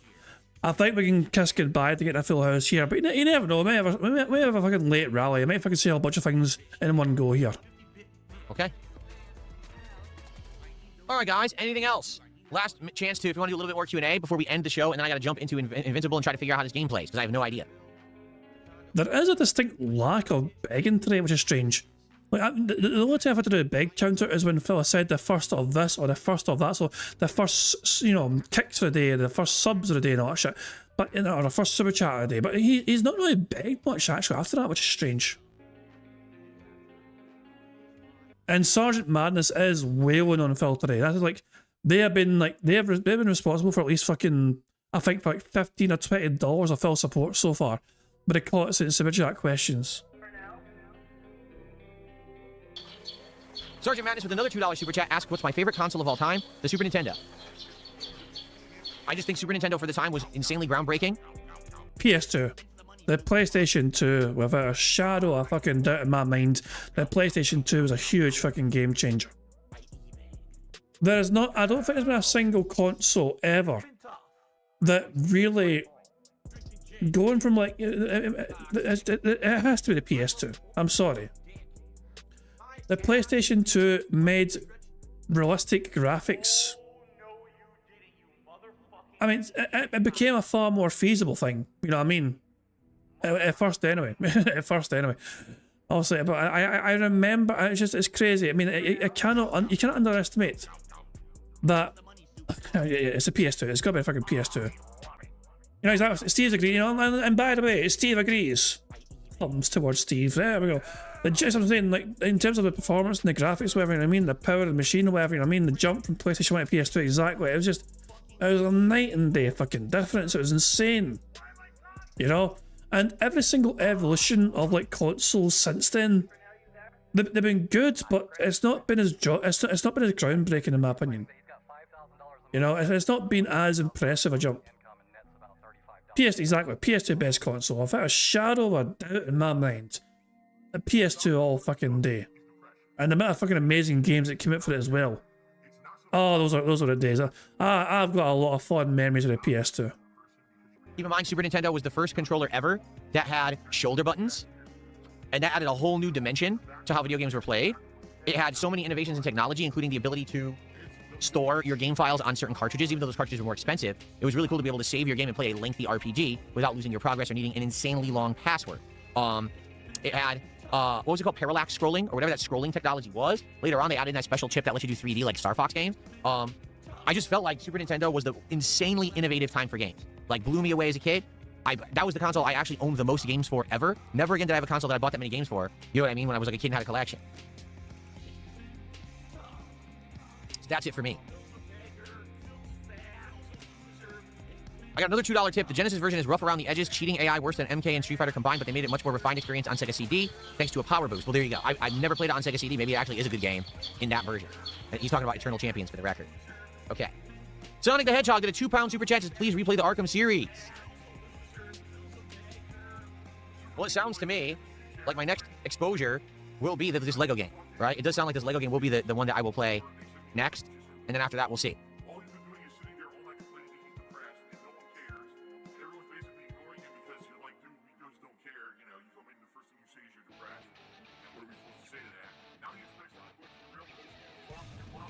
Excuse me. Oh, excuse me. Sorry, guys. I did play DayZ. We played DayZ a couple months ago during a marathon. Remember? I actually did give it a try. Who fucking cares? His brother is a big Invincible fan. Oh, again, I've only watched season 1, so I'm probably gonna have... Jade said that several times in the stream as well. So Jade is spamming the chat like crazy until Phil acknowledges what he's saying. Funny how Jade doesn't get fucking reprimanded for spamming, isn't it? I have an incredibly limited understanding of who most of these characters are or how they fight.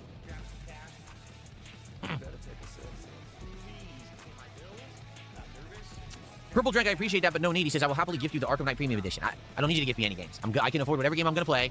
When I'm going to play it, I can buy it. It's no big deal. If you like the content, support the stream. Okay, but I don't, I appreciate the offer. I don't need any games donated. Yes, I remember War Gods, another terrible game. That one was actually made by Midway, the makers of Mortal Kombat. Terrible fighting game of that era. That was one of the ones that attempted to have a pseudo 3D landscape, meaning there was actually a 3D button and you would hit the button and be able to sidestep back and forth in the fore and background, and it played like shit. I did a full playthrough of Hotline Miami. Yes, Browder Stan. I have played the game. And it is on this channel right now. You can find it.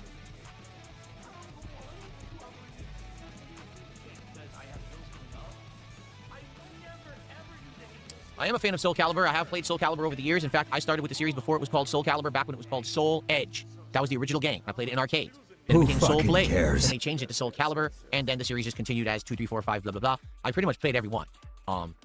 And I do think that they can be fun. My character was usually Nightmare, but I played with Mitsurugi, Killick, Sophatia, Siegfried, Voldo, and Cervantes. Those are usually the characters I've used in that series. Who fucking cares?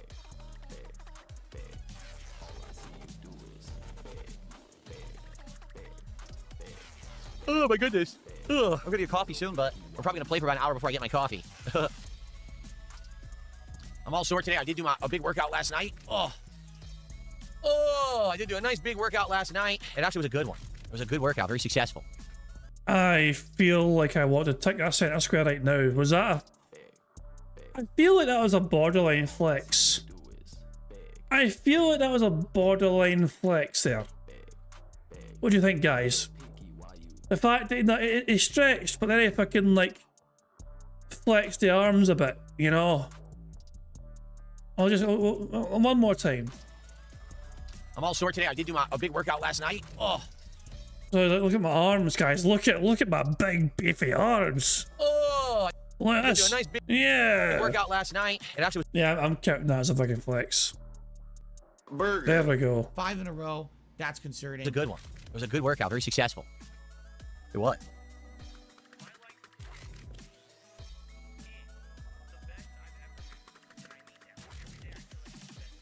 Why don't you back it up with a source? My source is that I made it the fuck up.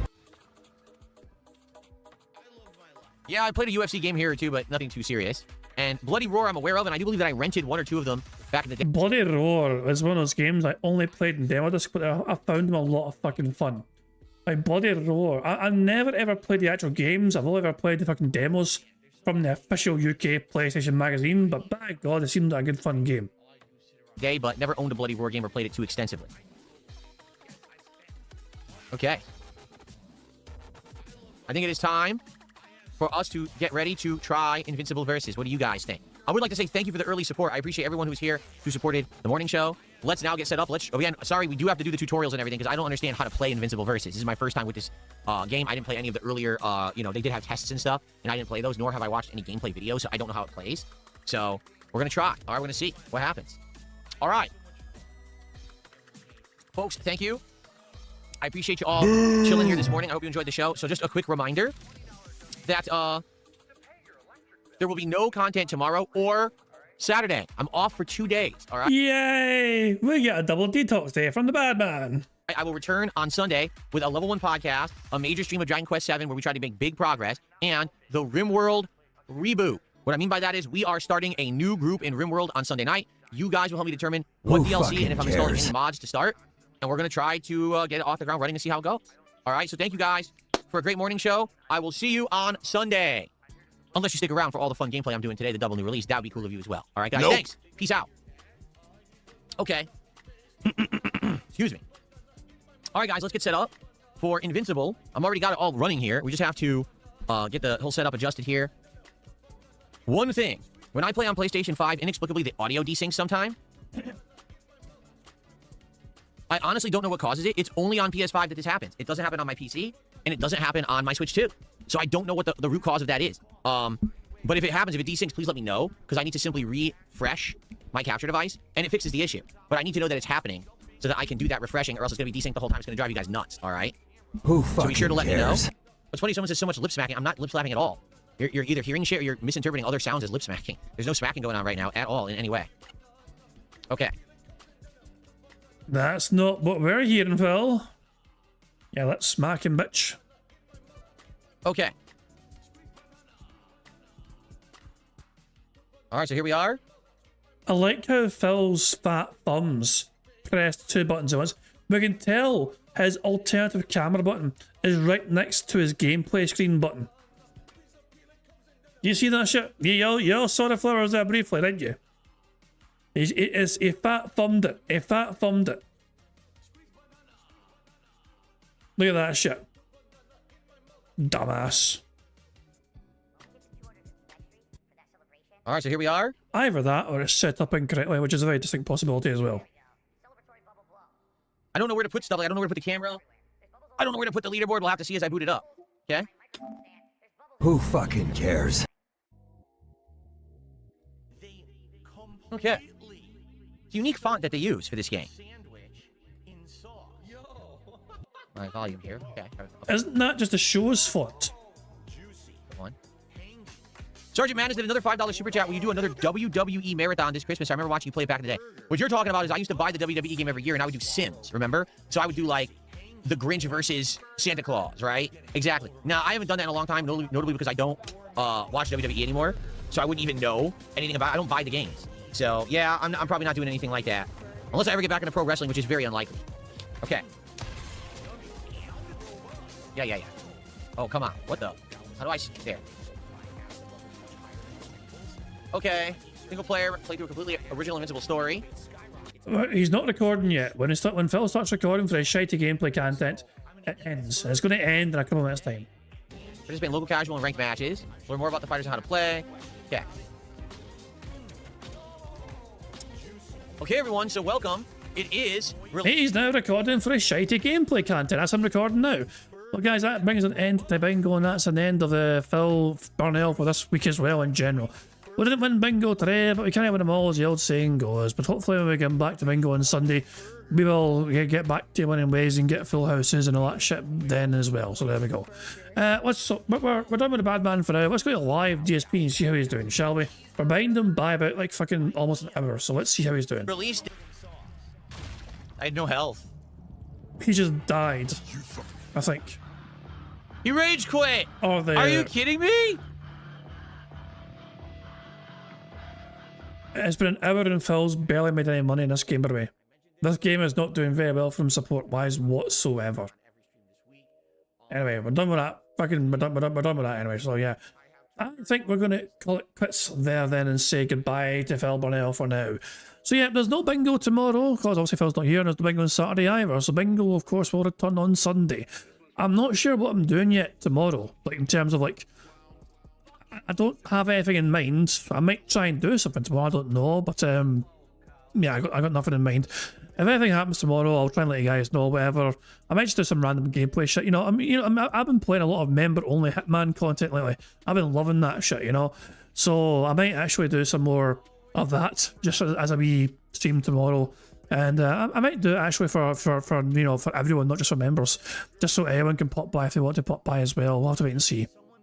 Speaking of which, speaking of Devil, actually, after this Bingo stream, there will be a member-only Hitman stream set up afterwards, if people were interested in watching that. So there you go. But I'm going to call it quits for now. I hope you all enjoy a detox from the bad man. We get several days of peace and quiet from the bad man, and we won't have to fucking endure anything to do with Phil until Sunday. So I do hope you all enjoy your little reprieve from the very bad man indeed. And I'm going to end this Bingo stream how I always end by playing Notorious PIG contributions made by the supremely talented Pixar Animation. So until Sunday, guys, I hope you all have a good one, enjoy the rest of your week, and I'll catch you all later. Goodbye. On September 14th, a pre-authorized payment of $16.51 from PayPal.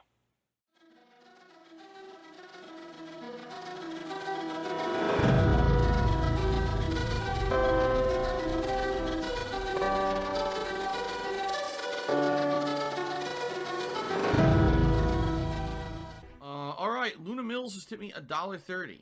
It says, "I'm back. What's your favorite type of shower?" When you're showered in money. When you go outside and all of a sudden greenbacks start falling from the sky and you raise your face up, you're like, oh, you start dancing, you go, oh, money, yeah. All right, I don't know what the hell you're talking about, but thank you for the first tip of the day.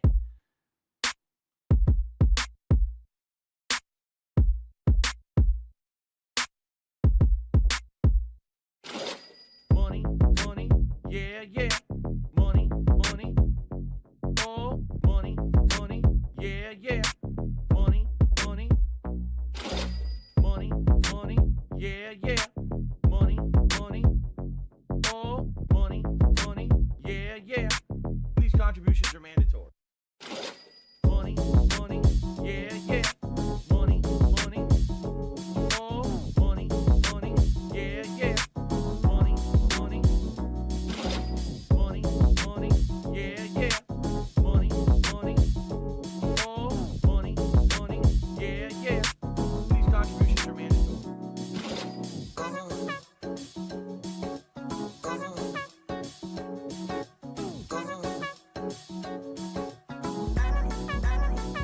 some money.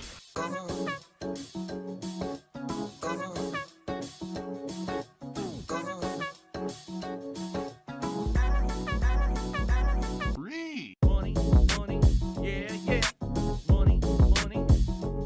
Oh, money, money, yeah, yeah. Money, money. Money, money, yeah, yeah. Money, money. Oh, money, money, yeah, yeah. These contributions are mandatory. And it's gone, just gone like that.